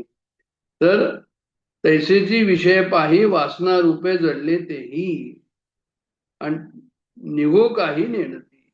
त्यांना असं सांगायचं की हे सर्व वासना रूप, हे सर्व जे आहे ते वासना आणि हे विषय आणि वासना हे दोन्ही जडलेले आहे आणि ते अंतःकरणामध्ये जे आहे ते अंतःकरणामध्ये भरलेले आहे. तर ह्या विषयाची तिलांजली देऊन, ह्या विषयाची तिलांजली देऊनी म्हणजे जे आहे ते ह्या विषयांना आम्ही तिलांजली द्यायची.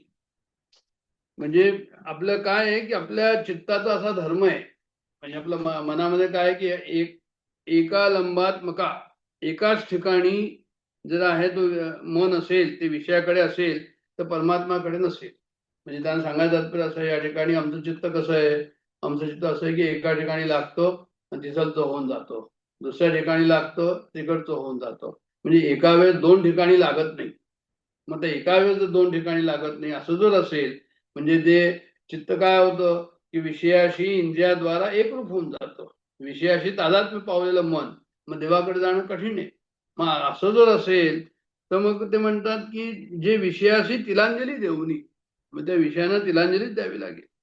म्हणजे तुकाराम महाराज म्हणतात काय काय करेसी या पता, करू नये त्याची करी विवंचना आणि नेऊन पतना आदरिले. त्यांना असं म्हणायचं की ज्याची चिंता करायची नाही तू त्याची विवंचना करतो, काय काय करतो या मना, आणखीन जे आहे ते मग त्याचं तुझं पतन होतं. म्हणून विषय तादात्म्याला त्यांनी असं सांगितलंय की विषय तादात्म्यापासून आम्ही दूर असावं, विषयाला जे आहे ते दूर ठेवावं, तेव्हाच विषयाचं तिलांजली ही दिली जाईल. म्हणजे सारस पक्षाचं उदाहरण दिलंय त्यांनी की सारस पक्ष जो आहे तो परस्परात जेव्हा त्यांचा वियोग होतो तेव्हा ते खूप विचलित होतात. किंवा भिकारीला समजा एखाद्याला खूप भोजनाची खूप त्याला भोजन म्हणजे भूक लागली असेल आणि त्याला पानावर बसवलं आणि तिकडनं उठवून दिलं काही काढाने, मग आता उठवून दिलं तर जे आहे ते त्याला त्याची काय हाल होईल त्यावेळेस. किंवा आईचं एकुलते एक बाळ आहे आणि ते बाळ चाललं गेलं, तर त्यांना सांगायचं तरी असं की हे सर्व का होतं तर म्हणजे विषयाशी त्यांचं तादात्म्य नसल्यामुळे त्यांना हा सर्व त्रास होतो. तर अशा प्रकारचं त्यांनी चिंतन या ठिकाणी जे आहे ते विषयाचं, तैसे विषयाचे घर इंद्रिया सांडिता थोर येथे गात होय ते वीर विराग साधी. म्हणजे इंद्रिय घर सोडताना महाप्रलयाचं दुःख जसं असतं तसं दुःख होतं विषयाचं घर सोडताना. म्हणून म्हणजे संत लोक काय की विषय वैराग्य ते सहन करतात. मग तिलांजली द्यायची यांना. मग त्यांनी उदाहरणं दिले अशी की समजा एखादा आपला आप्त गेला, आपण त्याला जे आहे ते गेल्यानंतर काय करतो, श्राद्धाच्या वेळेस तीळयुक्त पाणी सोडतो ओंजळीने. म्हणजे काय केलं तू परत तुला तो इकडे येणारा नाहीये, अशा प्रकारची तिलांजली द्यायला हवी विषयाला, असं ते म्हणतात. किंवा पुन्हा व्यक्तीची भेट होणार नाही, तिथे आशा परत नको की हा परत येणार आहे. तसंच विषयाचं असायला हवं. तसंच विषयामध्ये आशा नको की त्या परत भेटतील, अशा प्रकारच्या भावना त्या ठिकाणी नको. मग उदाहरणं आणखीन दिलेली रामचंद्रांची, की रामचंद्र 8 वर्षाचे असताना वशिष्ठांकडे गेले आणि त्या ठिकाणी सर्व पाहिलं त्यांनी कशा प्रकारे ते लोक राहतात, किती वैराग्याने राहतात, किती विवेकाने राहतात. भगवान बुद्धांबद्दल उदाहरण दिलंय की त्यांना वैराग्य उत्पन्न झालं. काही त्यांनी इन्सिडेन्सेस पाहिले, कोणी मृत झालेला आहे, कोणी जो आहे बिमार आहे, तर अशा प्रकारचं जे आहे त्यांना वैराग्य झालं. तर त्यांना असं म्हणायचं की असं इम्पॉसिबल नाहीये. हेच का सांगायचं की या ठिकाणी असं इम्पॉसिबल नाहीये. अभ्यास योग युक्तेनं चेतना अन्यगामिना, आपण हा पूर्वी श्लोक पाहिलेला आहे. परमं पुरुषम दिव्यम याती पार्थान चिंतयम. त्या परमपुरुष दिव्याला जे आहे त्या पुरुषाला आम्ही या ठिकाणी काय करू शकतो, तो म्हणे त्याला आम्ही प्राप्त करू शकतो. कशाने? अभ्यास योग युक्तेनं. म्हणजे जे आहे ते सांगतात असं या ठिकाणी की हे जे सर्व आता सांगितलं जातं ऐकून असं वाटतं कदाचित आपल्याला जमेल का, तर ते म्हणतात की नाही, जमू शकतो, तुम्हाला जमेल, काही इम्पॉसिबल नाही. सवासना विषय त्याग करून कर्म प्रवृत्ती बंद करणे शक्य नाही. ते म्हणतात तुम्ही वासना ठेवा आणि मग जे आहे ते तुम्ही विषय त्याग करा, असं नाही होणार आहे. मग मनामध्ये वासना राहील आणि विषय त्याग बाहेरून करताय. म्हणजे जे आहे ते आपण पाहिलं होतं ते की जे आहे तरुतल भिक्षा, करदल भिक्षा तरुतल वास, तदपिने म्हणजे ती आशा पाशा. म्हणजे हातामध्ये तो भिक्षा घेतो आणि झाडाखाली राहतो, पण आशा कशा आहेत म्हणे, आशा गेलेल्याच नाहीये. म्हणून सवासना विषय त्याग जो आहे ते होऊन शक्य नाही. वासना ते जायलाच पाहिजे.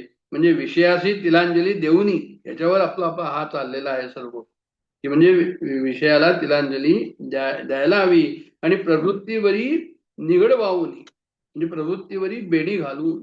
आता प्रवृत्तीवरी बेडी घालून म्हणजे काय, की म्हणजे आपल्या इच्छा आशा आकांक्षा स्वैर जाणार नाही हे पाहायला हवं. म्हणजे फक्त शरीर निर्वाहापुरतं काय आवश्यक आहे ते आम्ही करावं, विधिते पाळेत निषेधाचे काय ते करावं. म्हणजे प्रवृत्ती काय होईल, की प्रवृत्ती जी आहे म्हणजे कशी राहील, तर म्हणजे ती साधनापूर प्रवृत्ती राहील असं त्यांना म्हणायचंय.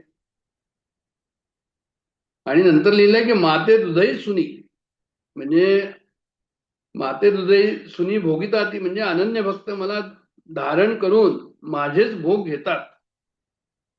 म्हणजे काय, की जे अनन्य भक्त आहे, ज्यांना परमेश्वरामध्येच चिंतन खूप जास्त आवडतं, खूप जास्त त्याचं मन लागतं, भगवंतच त्यांना आवडतो, तर आम्ही कसा भोग घेतो. एखादा जो आहे तो एक पुरुष स्त्रीचा भोग घेतो फॉर एक्झाम्पल, त्याला स्त्री हवी असते, स्त्रीकडनं तो भोग घेतो. तर तसंच हे म्हणतात या ठिकाणी की भगवंताचं इतकं प्रेम जर तुमचं भगवंताशी इतकं प्रेम झालं, तर ते म्हणतात की माते दुधई सुनी भोगितात. म्हणजे जे आहे ते भगवंताचा आनंद जो आहे तो भक्त घेतो माझ्यापासून. भगवंत म्हणतात की माझ्यापासून तो आनंद घेतो. म्हणजे भोग्य कोण या ठिकाणी, म्हणजे जे आहे तो भक्त जो आहे तो भोगतोय. आणि कुणाला भोगतोय, म्हणजे भगवंताला भोगतोय. असं तो मला भोगतो, माझ्यापासून आनंद घेतो, अशी त्याची अवस्था असते. हे केव्हा होईल, तर म्हणजे विषयाशी तिलांजली देऊन होईल, त्याच्याशिवाय नाही होणार आहे. तर त्याच्याकरता काय करायला हवं, तर म्हणे प्रवृत्तीवरी निगड वावणी, म्हणजे प्रवृत्तीवर आपण बेडी घालायची. जसं संतांकडे आपण पाहतो, अनन्य भक्त जे आहे ते भगवंताची भक्ती करून त्याचा भोग घेतात. जसं आता मी बोललो, तर ते चित्ते मीची झाले आणि मियाने प्राण झाले, किंवा धरीला पंढरीचा चोर प्रेमे बांधून या दोर, असं संत जनाबाई म्हणतात. हृदय बंदीखाना केला, आत विठ्ठल कोण दिला, जनाबाईंचं आहे. सर्वांच्या हृदयात परमात्मा व्यापक आहे, पण तो जीव रूपाने आहे. आणि भक्त काय, त्याला समजून घेतात की अरे हाच भगवंत आहे म्हणून. मग त्या ठिकाणी त्यांचा तो दीप प्रज्वलन होतं अंतःकरणामध्ये, असं म्हणायला हरकत नाही. त्यांचा अंधकार तो जातो. ते सूरदासांचं असं एक आहे उदाहरण. ते म्हणतात की त्यांना कुठेतरी रस्ता चुकले, तर भगवंत आले त्यांना मदत करायला बालक रूपामध्ये, आणि त्याला सांगितलं की अरे मी सांगतो तुला कुठे जायचंय म्हणून. त्या सूरदासांना जे आहे ते समजून गेलं की अरे हे भगवंत आहे, आणखी कोणी नाहीये, ते मला मदत करायला आले. त्यांच्या हाताच्या स्पर्शावर ते समजले. पण नंतर जेव्हा रस्ता आला तर ते म्हणाले, बालक म्हणजे भगवंत बालक म्हणाले की आता तुम्ही रस्त्यावर आलेला आहात, आता तुम्ही जाऊ शकता, सरळ जा तिकडे आणि तुम्ही पोहोचून जाल आपल्या याच्यावर, आता मी जातो. हे म्हणाले की नाही, मला तिथपर्यंत चल म्हणून. मग त्यांनी काय केलं की त्यांनी बालक भगवंतांनी जे आहे त्याला जबरदस्ती त्यांचा हात सोडला. तर वाहा छोडावे जात हो निर्बल जाने को माही, असं ते म्हणतात. अरे तू माझा हात सोडून दिला कारण मी निर्बल आहे आणि म्हणून तो निघून गेला. माझ्यामध्ये तेवढं बळ नाही तुला पकडून ठेवायचं, पण तू मला म्हणून सोडून दिला असं म्हणतात. पण हृदय से जब जाओगे तब जानूंगा सबल तो ही. माझ्या हृदयात तुझं जाशील तर मी तुला सबळ समजेन, म्हणजे पक्का तू खरा जो आहे तो बलवान आहे असं समजेन मी, असं त्यांनी सुदासांनी म्हटलंय. असं आहे की वेगवेगळे हे अशा प्रकारचे जे आपल्याला उदाहरणं समोर दिसतात की जे विषयासी तिलांजली देऊनी प्रवृत्तीवरी निकट वावनी माते हृदय सुनी भोगिताती, की विषयाला तिलांजली द्यायला हवी आणि प्रवृत्तीवर आपल्याला जो आहे तो कंट्रोल करायला हवा. परी भोगतिया नारायणुका भेटणे नाही क्षुधाधिका, तिथं चक्षुरादी रंका कवण पाडू. म्हणजे त्यांनी असं म्हटलं या ठिकाणी की परमात्माचा जेव्हा हृदयात संबंध आला तर परमात्मा जेव्हा मला भोग्य समजतो तेव्हा तहान काय, भूक काय, कुळाशी संबंध काय, डोळ्याचं सुख काय, हे सर्व क्षुद्र होतात. परी भोगतिया नारायणुका भेटणे नाही क्षुधाधिका. म्हणजे काय होतं की जेव्हा भगवंतामध्ये आमचं चिंतन होतं आणि भगवंताशी आमचं जे आहे ते एक प्रेम संबंध त्या ठिकाणी येतो, त्यावेळेस जे आहे ते तहान भूक सर्व जाते असं त्यांना म्हणायचं या ठिकाणी. म्हणजे असं की इतर इंद्रिय जे आहे त्या इतर इंद्रियांच्या भोगाची किंमत राहत नाही. चक्षुरादी रंका म्हणजे नेत्रादी बापड्यांना कवण पाडू, कोण विचारतो, म्हणजे इंद्रियांना कोण विचारतो. आम्ही जर भगवंताच्या परमात्म्याच्या नामस्मरणामध्ये किंवा परमात्म्याच्या प्रेमामध्ये परमात्म्याच्या भावामध्ये आम्ही इतके गुंतलेलो आहो की आम्हाला इंद्रियाचं पर्वा नाहीये की आम्हाला तहान लागली आहे का, अरे भूक लागलेली आहे का, आणखीन काही इंद्रियांना काही हवंय का. म्हणजे भक्त आनंदामध्ये बेहोश होतो, त्याला इंद्रियाची कोणतीही किंमत राहत नाही, असे श्री गुरु बेलसरांनी या ठिकाणी लिहिलं आहे. म्हणजे मी सांगितलं भोग आणि भोग्याबद्दल त्यांनी दिलंय की म्हणजे खरं म्हणजे भगवंत आनंद स्वरूप आहे आणि आनंद भोगायचा तर दोन पाहिजे. आणि हा भक्त म्हणतो की माझं जे काही आहे ते तुझं आहे. मग हा भक्त जर असला तर भगवंत वाटेल तसा खर्च करतो, कारण तो भोग्य आहे. भगवंताला जे कार्य करायचंय ते या भक्ताकडून करवून घेतो. भगवंत भक्ताचा पाहिजे तो उपयोग करून घेतो, हा भोग्य होण्याचा अर्थ आहे. म्हणजे दोन्ही यांनी या ठिकाणी सांगितले की भगवंतालाही चैन पडत नाही, भगवंतालाही जे तसं वाटतं की त्यांनी भक्ताच्या थ्रू आपली तृप्ती करून घ्यावी. ही भूमिका जी आहे ते म्हणतात फार अप्रतिम भूमिका आहे. म्हणजे भक्तिशास्त्र जे आहे ते का सुंदर आहे. भक्तिशास्त्र यासाठी सुंदर आहे की त्याच्यामध्ये तुम्हाला प्रेमाचा भाव जो आहे तो उत्पन्न होतो. तुम्हाला काहीतरी असं वाटतं की सपोर्ट आहे माझा कोणाशी तरी, जबरदस्त सपोर्ट आहे आणि तुम्हाला त्या ठिकाणी जे आधार वाटतो, प्रेम उत्पन्न होतं. असे निरंतर एकवटले, मग असं जर निरंतर एकरूप झाले आणि जे अंतःकरणी मजशी लिगटले, म्हणजे जे अंतःकरणी मला जळले, मीची होऊन आटले, माझ्यातच लीन होऊन आटले, म्हणजे उपासती. म्हणजे त्यांची उपासना अशा प्रकारची की मी तो एकच, वेगवेगळे नाही, मीची होऊन आटले. माझ्यातच जे आहे ते काय कायम चिकटलेले आहे. कुणाला? भगवंतालाच जे आहे ते चिकटलेले आहे आणि भगवंताशिवाय आणखीन त्या ठिकाणी काही नाही. ते मीची होऊन आटले म्हणजे भगवंताशीच ते तद्रूप झाले असो. तया देहावसान जे पावे, म्हणजे त्यांना जेव्हा मरण प्राप्त होतं ते तीही माते स्मरावे, ते तेव्हाही मला स्मरतात. कारण ते जन्मभर जर स्मरलं तर त्यावेळेस नाही स्मरणार का. मग म्या जरी पावावे तरी उपासते ते काय ती. म्हणजे मी जर त्यावेळेस त्यांना पावलो नाही तर मग उपासना ते का करतात, कशासाठी करतात. म्हणजे मनुष्याचा जेव्हा अंतकाळ येतो त्याला जर स्मरण होणार नाही तर मग त्याच्या उपासनाला काही अर्थ आहे का. भगवंताचं स्मरण झालं नाही तर ती उपासना फुल आहे, मग ती योग्य नाही. गजेंद्राचं उदाहरण दिलं या ठिकाणी. गजेंद्राने नुसतं जे आहे ते नदीवर पाणी प्यायला गेला आणि मगरीने त्याचा पाय धरला आणि त्याला आतमध्ये घेऊन गेला, खूप खटपट केली, त्याला जे काही जमलं नाही ते मग त्यांनी शेवटी काय केलं तर म्हणे जे आहे ते एक कमळ घेतलं, परमात्माला अर्पण केलं आणि त्यांनी हाक मारली की जगाचा तू ऐसा धनी कवण, तो पाव मज का. अरे मला माहित नाही तू कोण आहे, जो कोणी असशील तू जे आहे ते परमात्मा तू मला पाव, तू कोण आहेस मला माहित नाही पण मला सांभाळ. आणि परमात्मा आले आणि त्याचं रक्षण केलं. सांगा तात्पर्य असं की भगवंत जे आहे, समजा उद्याचं कोणी म्हणेल की आम्हाला तर काही माहितच नाही आहे की नाही भगवंत आहे का म्हणून, किंवा आम्ही आपलं हे करतो आहो, भक्ती करतो आहो, काय करायचं. असं काही नाही. ते म्हणतात की तुम्हाला नाही माहिती, जगाचा तू ऐसा धनी कवण तो पावे मज गा. परमात्मा तू कोण आहे मला माहित नाही, पण मी तुला भक्तिभावाने जे आहे ते पुजतो आहे, स्मरण करतो आहे, तर तो निश्चितच जो आहे तुम्हाला त्याचा अनुभव त्या ठिकाणी असं त्यांना सांगायचंय. आणि असं जर नाही झालं तर ते म्हणतात की मग जे आहे ते मग उपासनेचं काय मतलब. उपासना आपल्याला अशी हवी, कॉन्फिडन्स हवा त्याच्यामध्ये की नाही माझं काम होईलच, म्हणून भगवंत मला भेटेलच, भगवंताची प्राप्ती मला होईल. पै रंकू एक आडलेपणे काकुळती धावगा धाव म्हणे तरी तयाची एक ग्लानी धावणे काय न घडे मज. पै रंकू म्हणजे पै दीन, एक आडलेपणे म्हणजे अडल्याने, एक दीन अडला, काकुळतीने अंती धावगा म्हणे. आता जसं गजेंद्र अडला होता आणि त्यांनी काकुळतीने म्हटलं की अरे ये लवकर ये, तरी तयाची ग्लानी धावणे म्हणजे तयाची दुःखात धावणे काय न घडे मज. तर ज्ञानेश्वरांची भाषा कशी आहे पहा. ते म्हणतात की या ठिकाणी की एखादा संतच नाही, नुसतं मामूली मनुष्य ज्याला काहीही गुण नाही, तो जर शरणागत जर असेल आणि काकुळतीला येऊन जर तो म्हणाला की परमात्मा नाही रे आता तुझ्याशिवाय काही, तर परमात्मा का नाही धावणार. परमात्मा धावणार नाही का. ज्ञानेश्वर महाराजांचं असं म्हणणं आहे की फार करण्यापेक्षा प्रेमानं करावं. म्हणजे तुम्ही हे स्तोत्र म्हणताय, ते स्तोत्र म्हणताय, हे करताय, 8 ते 9 हे, 9 ते 10 ते, 10 ते 11 ते, 11 ते 12 हे, असं सर्व करण्यापेक्षा, फार करण्यापेक्षा थोडंसं करावं, पण प्रेमानं करावं. म्हणजे थोडंसं करावं नाही लिहिलंय, प्रेमानं करावं असं लिहिलंय. मी तर असं म्हणेन की परमार्थाचा प्राण जर असेल तर ही तळमळ आहे. तुकाराम महाराज म्हणाले की संतांचा पडियावो म्हणजे प्रेम.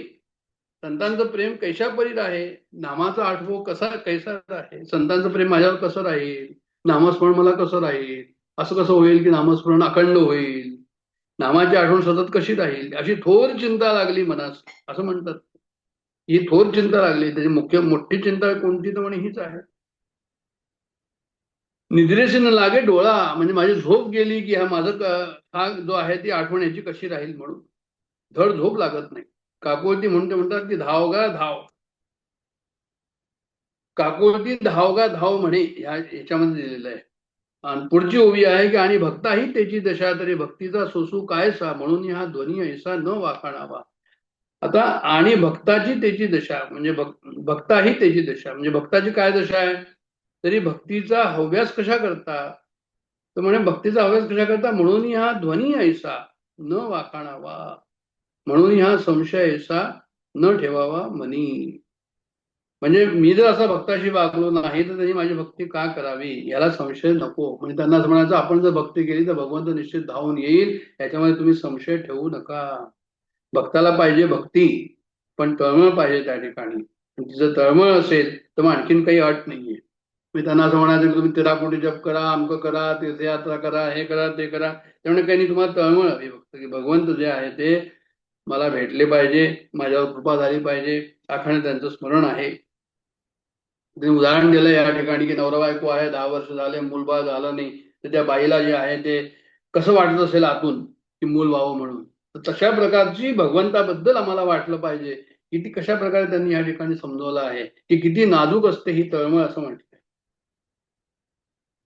एकदा महाराज म्हणाले, त्यांनी दुसरं उदाहरण दिलंय की समजा मुंबईचा कलेक्टर तुम्हाला माहित नाही, पण तुम्ही पत्र लिहिलं कलेक्टर म्हणून, त्या काळात म्हणतात ते, तर म्हणे ते कलेक्टर म्हणून तिथे पोहोचेल मुंबईला. तर तसंच आहे की परमात्माला जर तुम्हाला ओळखत नाही की परमात्मा कोण आहे, जगाचा तू ऐसा धनी कवण तो पावे मग जगा. परमात्मा जरी माहित नाही ते हरकत नाही, पण परमात्माला तुम्ही आवाज द्या, असं म्हणतात. तीही जे वेळी मी स्मरावा ते वेळी स्मरला की पावावा, ते आभारू ही जीवा साहेबची ना. म्हणजे ते म्हणतात की अरे ज्यांनी माझी 3 वेळी आठवण करावी, त्यांनी ज्या ज्या वेळी मला स्मरावं ते वेळी स्मरला की पावावा, त्यावेळेस मी तिथे पोचावं. तो आभारही जीवा म्हणजे तो भारही माझे ना सावेची. म्हणजे त्यांना असं म्हणायचं या ठिकाणी की मला त्यांनी आठवण करावी मग मी जावं, हे सुद्धा मला सहन होत नाही, पहिल्यापासून जायला हवं, असं त्यांचं म्हणणं आहे या ठिकाणी.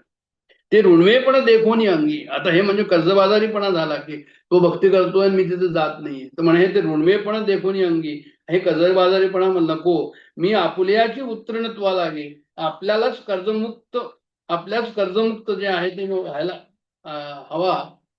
भक्ताची या तनुत्यागी परिचर्या करी. आणि भक्ताची या तनुत्यागी परिचर्या करी. म्हणजे परमात्मा सांभाळतो कसा, म्हणजे देह सोडू लागल्यावर तो ऋण फेडण्यासाठी त्याची सेवा करतो असं त्यांना म्हणायचंय. त्यांनी उदाहरण दिलंय की म्हणजे गोंदवलेकर महाराजांचं, भाऊसाहेबांचं, ज्यांना माहित असेल की भाऊसाहेब निश्चिम भक्त होते गोंदवलेकर महाराजांचे, तर गोंदवलेकर महाराज म्हणाले की म्हणे भाऊसाहेबांनी मला ऋणी करून ठेवलंय. म्हणजे भगवंत जो आहे तो भक्त इतकी भक्ती करतो की भगवंत विचार करतो की अरे यांनी मला जे आहे ते ऋणी करून ठेवलंय, असं अशा प्रकारचं आहे ते. तर सांगण्यात तात्पर्य असं की आम्ही मुख्य जर आम्हाला काही कमी पडत असेल तर ते म्हणतात की दोष म्हणून नाही म्हणते मी, पण जे प्रेम यायला पाहिजे ते येत नाही असं त्यांनी लिहिलंय या ठिकाणी. म्हणजे भावना पेटली पाहिजे. म्हणजे मग काकू हे चाललंय त्याला त्यांनी मला होस्ट केलं. काय त्यांनी मला होस्ट करून तो गेला, पण त्यांनी काही लिहिलं नाही मला. बरं, तर मग चालू ठेवायचं की नाही हे सांगा. अजून 5 मिनिटं आहे आपल्याकडे. हो, नाही, चालू ठेवा. आता मी चालू केलं. असं बरं बरं बरं. तर भावना जागृत होणं हे अत्यंत आवश्यक आहे. म्हणून भक्त नेहमी भावनेनी भरलेला असतो. भावना म्हणजे अत्यंत मृदूपणा, म्हणजे भक्तीनं भरलेला आहे, सत्य आहे. कारण कोणी कितीही जरी झाला तरी अहंकार मेल्याशिवाय परमार्थ नाहीये. म्हणजे मृदू होणं, भावना होणं त्या ठिकाणी म्हणजे अहंकाराला घालवणं असं त्यांना म्हणायचं या ठिकाणी. म्हणजे मोक्षाबद्दल त्यांनी असं सांगितलं की एखादं फळ आहे ते झाडाला लागलंय तर ते ज्ञानाने, योगाने, कर्माने तोडता येईल, भक्तीने पण तोडता येईल. पण भक्तीने कसं तोडता येईल ते म्हणतात की जेव्हा ते पकलं तर आपोआप हळूच ते येतं. पूर्ण पिकलं की त्याला नुसता हात लावला की ते हातात येतं. तर परमात्मालाच म्हणे चैन पडणार नाही तुमच्या भक्तीमुळे. किंबहुना भक्ता करता मी काय करू असंच त्याला होईल. अशा प्रकारचं त्यांनी रंगवलं या ठिकाणी निरूपण जे आहे या श्लोकाच्या याच्यामध्ये. तीही जे वेळी मी स्मरावा, ते वेळी स्मरला की पावावा, ते आवारूही जीवा साहेबची ना ही ओवी येते. म्हणजे जे आता चाललेलं आहे ज्याचं निरूपण. तर भक्त ज्या ज्या वेळी स्मरण करतो त्यावेळा त्या वेळा मी त्याला मिळतो. त्याच्या उपकाराचं ओझं मला सहन होत नाही. म्हणजे तो माझं स्मरण करतो हे माझ्यावर उपकारच आहे. तू मला भावनेने, म्हणजे म्हणतात की आपण त्याला म्हणावं की अरे भगवंताला काय सांगायचं, भगवंताला सांगायचं अरे मी भावनेने कोरडा आहे, तुम्हाला भावनेने ओला कर. नाहीतरी आपलं प्रेम कुठे असतं, आपलं प्रेम पैशावर असतं, आपलं प्रेम मानावर असतं, आपलं प्रेम माणसावर असतं, आपल्या अहंकारावर आपलं प्रेम असतं. आपल्या भावना नाही तसं नाही. राग आला की कसं आपलं अंतरंग हलतं, तसंच प्रेम आलं की ते होत असावं. म्हणून प्रेम जे आहे त्या ठिकाणी जर नसेल तर भगवंताला तुम्ही प्रार्थना करा की म्हणजे जे आहे ते अब तो जीवन हारे मी हरलो, मी नाही आता तूच आहेस. असं जी भक्ताची दशा असेल तशी दशा या ठिकाणी. मीराबाईचं उदाहरण त्यांनी दिलेलं आहे. तुकाराम महाराज सुद्धा ते प्रेम करत होते, त्याचं उदाहरण त्यांनी दिलेलं आहे या ठिकाणी. गोपीची तीच अवस्था होती, तेही त्यांनी दिलेलं आहे या ठिकाणी. तर त्यांनी स्वतःचा अनुभव अशा प्रकारचा लिहिला आहे की त्यांनी स्वतःचा अनुभव अशा प्रकारचा लिहिला आहे की कोणती क्रिया करताना ती अगदी मनापासून करावी. डॉक्टर राधाकृष्णनचं वाक्य त्यांनी उद्धृत केलेलं आहे की throw your whole self into it. म्हणजे आपला सगळा जीव त्यात ओतावा. काय तुम्ही कार्य करत असाल त्यावेळेस तेच कार्य करा. जेवताना सुद्धा अगदी मन लावून जेवा. कोणतेही कर्म करताना त्या कर्मामध्ये आपलं सर्व लक्ष घालावं.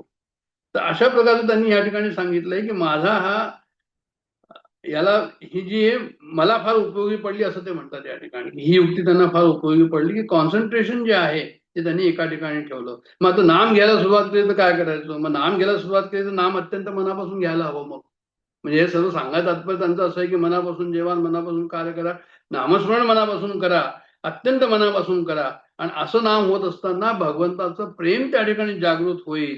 आणि असं जर जागृत झालं तर मग आपलं काम झालं. म्हणजे त्या ठिकाणी जे आहे ते थोडी शिस्त असायला हवी. पण असंही नको की ज्याला म्हणतात की ऑब्सेसिव्ह कंपल्सिव्ह न्यूरोसिस, शिस्तीचे जे आहे ते त्याच्या पाठीमागे लागले, आहारी गेले. म्हणजे ईश्वराचं स्मरण अगदी सहज झालं पाहिजे. तिथे ताण देऊन काम नाही, जबरदस्ती करून काम नाही. ते आनंदाचं आहे, ते आनंदानेच व्हायला हवं. तर ते प्रेमानेच करावं. ते ऋण्मेपण देखूनही अंगी मी आपुल्याची उत्तीर्णता लागी भक्ताच्या तनुत्यागी परिचर्या करावी. तर ह्या ठिकाणी 8व्या अध्यायामध्ये काय सांगितलंय, मृत्यूचा त्यांनी जे आहे ते हे सांगितलंय की मृत्यूचं जे आहे तो विषय आहे. मग चांगला मृत्यू कोणाचा, तर फार दिवस लोळत पडला नाही, मोठा रोग झाला नाही, हा चांगला मृत्यू का? तर ते म्हणतात की नाही, असं नाहीये. ज्ञानेश्वर महाराज म्हणतात की आपली मनस्थिती त्यावेळेस अशी पाहिजे की देह सुटतो आहे ना, तर हा आधीच देहापासून वेगळा झालेला आहे. असा जो भक्त आहे, जो भावनेने भगवंताला चिकटलेला आहे, तर तो भगवंत त्यावेळेस त्याचा ऋणी बनतो, गुरु त्याचा ऋणी बनतो असंही म्हणायला हरकत नाही. इकडे गुरु आणि भगवंत ते एकच आहे, पण इथे उलटा व्यवहार आहे. म्हणजे इथे कसं आहे की भगवान गुरु ते भगवान आपल्या भक्ताचा होऊन जातो असं त्यांना म्हणायचं. तर जसं उदाहरण द्यायचं झालं तर त्यांनी श्रीकृष्णाने सांगितलं उद्धवाला की अरे तू तिकडे जा, बद्रिकाश्रमाला जाऊन तिथे जाऊन हे कर, आपली तपस्या कर, का किंवा माझा मृत्यू तुला सहन होणार नाही. म्हणजे भगवंताने त्याचं लक्ष दिलं, त्याच्यावर उपकार केले म्हणा, किंवा त्याच्याबद्दल एवढं प्रेम होतं की त्याला पहिले पाठवलं. समर्थांनी सुद्धा कल्याणानंद स्वामींना जे आहे ते पहिलेच पाठवून दिलं मृत्यूच्या पहिले की तुला माझा मृत्यू सहन होणार नाही, म्हणजे असं लिहिलेलं नाहीये, पण त्याला त्यांनी सांगितलं की तू इथं जा, अमक्या ठिकाणी जा, डोमगावला जा, तिथे तू मठपती आहे, मठाचं रक्षण कर, आणि मी जो पण बोलवत नाही तो पण येऊ नको वापस. अशा प्रकारे त्यांनी त्यांना सांगून पाठवलं.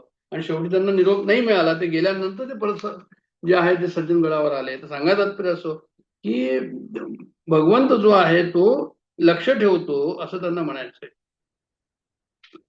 देह कैवल्याचा वारा म्हणजे देह विकलतेचा वारा, झणे लागेल त्या सुकुमारा, न जाणू लागेल त्या सुकुमारा, म्हणून आत्मबोधाची या पिंजरा सुये तयाते. आत्मबोधाची या पिंजरा त्यात ठेवी त्याला. म्हणजे आत्मबोधाच्या पिंजऱ्यामध्ये ठेवतात, म्हणजे त्याला संसारापासून दूर ठेवतात.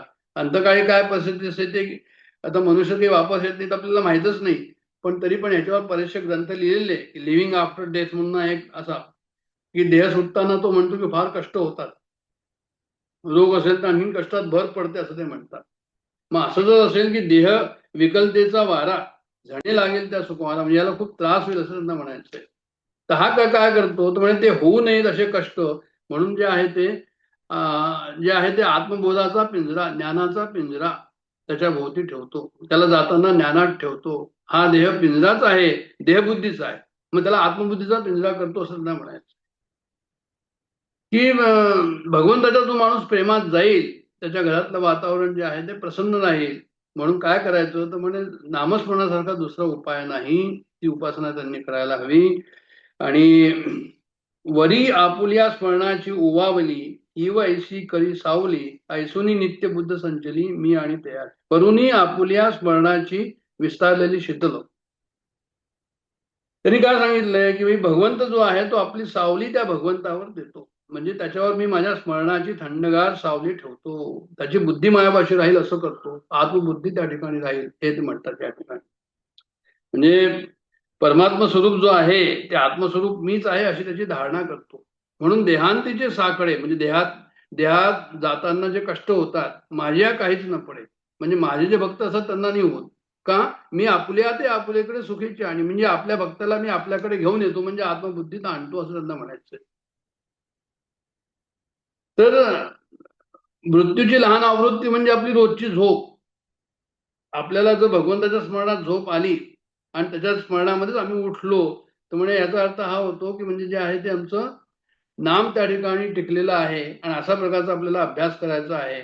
ईश्वराचं स्मरण सारखं कसं ठेवावं, आणि त्याचं त्यांनी हे सांगितलं या ठिकाणी की म्हणजे जे आहे ते सारखं स्मरण जर असेल तर तुम्हाला अशा प्रकारचा अनुभव सुद्धा येईल की म्हणजे ज्या झोपताना सुद्धा स्मरण चाललेलं आहे, उठताना सुद्धा स्मरण आहे. आपल्याला स्मरण का राहत नाही भगवंताचं हे एवढं करून मी थांबतो आता. आणि त्यांनी सांगितलं की ईश्वराचं स्मरण व्हायला 3 गोष्टी जरुरी आहे. एक, मला त्याचं प्रेम असलं पाहिजे. नड म्हणतात, नड हा शब्द वापरला म्हणजे त्याशिवाय चालत नाही असो. मराठीमध्ये नड शब्द आहे, त्याशिवाय चालणार नाही. आमची नळ आहे म्हणून आम्ही त्यांना मग हो म्हटलं, आमची नळ होती. तर नळ हा शब्द वापरला म्हणजे त्याशिवाय चालत नाही. मग आम्हाला नळ आहे का भगवंताची?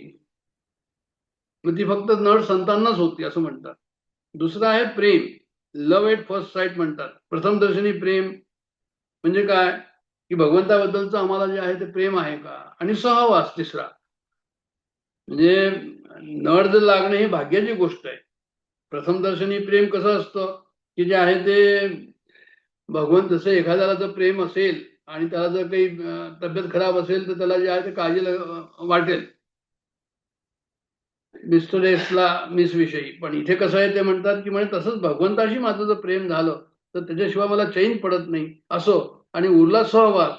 सहवास म्हणजे रात्रंदिवस त्याच्याबरोबर राहावं अशा प्रकारचं सांगितलंय. तर सहवासाचं प्रेम जे आहे हे आपल्याला उपयोगी पडतं. म्हणून सत्संगही हवा आणि उपासनाही हवी.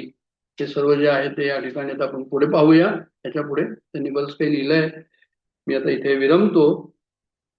आपण सर्वांनी जे आहे ते काय असं म्हणेन मी की सहनशीलता ठेवून ऐकलं त्याच्याबद्दल धन्यवाद. जय जय रघुवीर समर्थ. जय जय रघुवीर समर्थ. आता आपण आत्मषटकाकडे वळूया. मनोबुद्धी अहंकार चित्तानि नाहं न च श्रोत्रजिह्वे न च घ्राणनेत्रे न च व्योमभूमिर्न तेजो न वायु चिदानन्दरूप शिवोऽहं शिवोऽहम् न च प्राणसंज्ञो न वा पञ्चवायु न वा सप्तधातु न वा पञ्चकोशः न वा पाणिपादौ न चोपस्थपायु चिदानन्दरूप शिवोऽहं शिवोऽहम् न मे द्वेषरागौ न मे लोभमोहो मदो नैव मे नैव मात्सर्यभावः न धर्मो न चार्थो न कामो न मोक्षः चिदानन्दरूप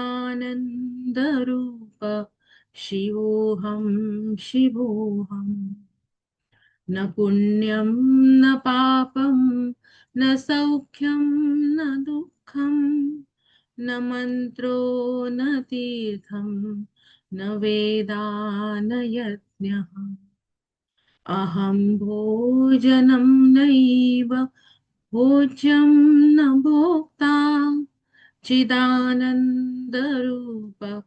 शिवोऽहं शिवोऽहम् न मे मृत्युशङ्का न मे जातिभेदः पिता नैव मे नैव माता न जन्म न बन्धुर्न मित्रं गुरुर्नैव शिष्यः चिदानन्दरूप शिवोऽहं शिवोऽहम् अहं निर्विकल्पो निराकाररूपो विभुर्व्याप्तः सर्वत्र सर्वेन्द्रियाणाम् सदा मे समत्वं न मुक्तिर्न बन्धः चिदानन्दरूप शिवोऽहं शिवोऽहम् चिदानन्दरूप शिवोऽहं शिवोऽहम् चिदानन्दरूपः शिवोऽहं शिवोऽहम्.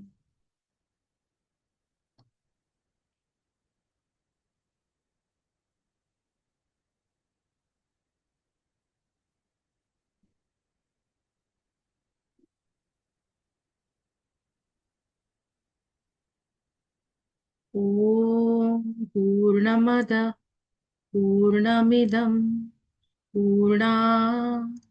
पूर्णमुदच्यते पूर्णस्य पूर्णमादाय पूर्णमेवावशिष्यते. ॐ शान्ति शान्ति शान्तिः. हरि ओम.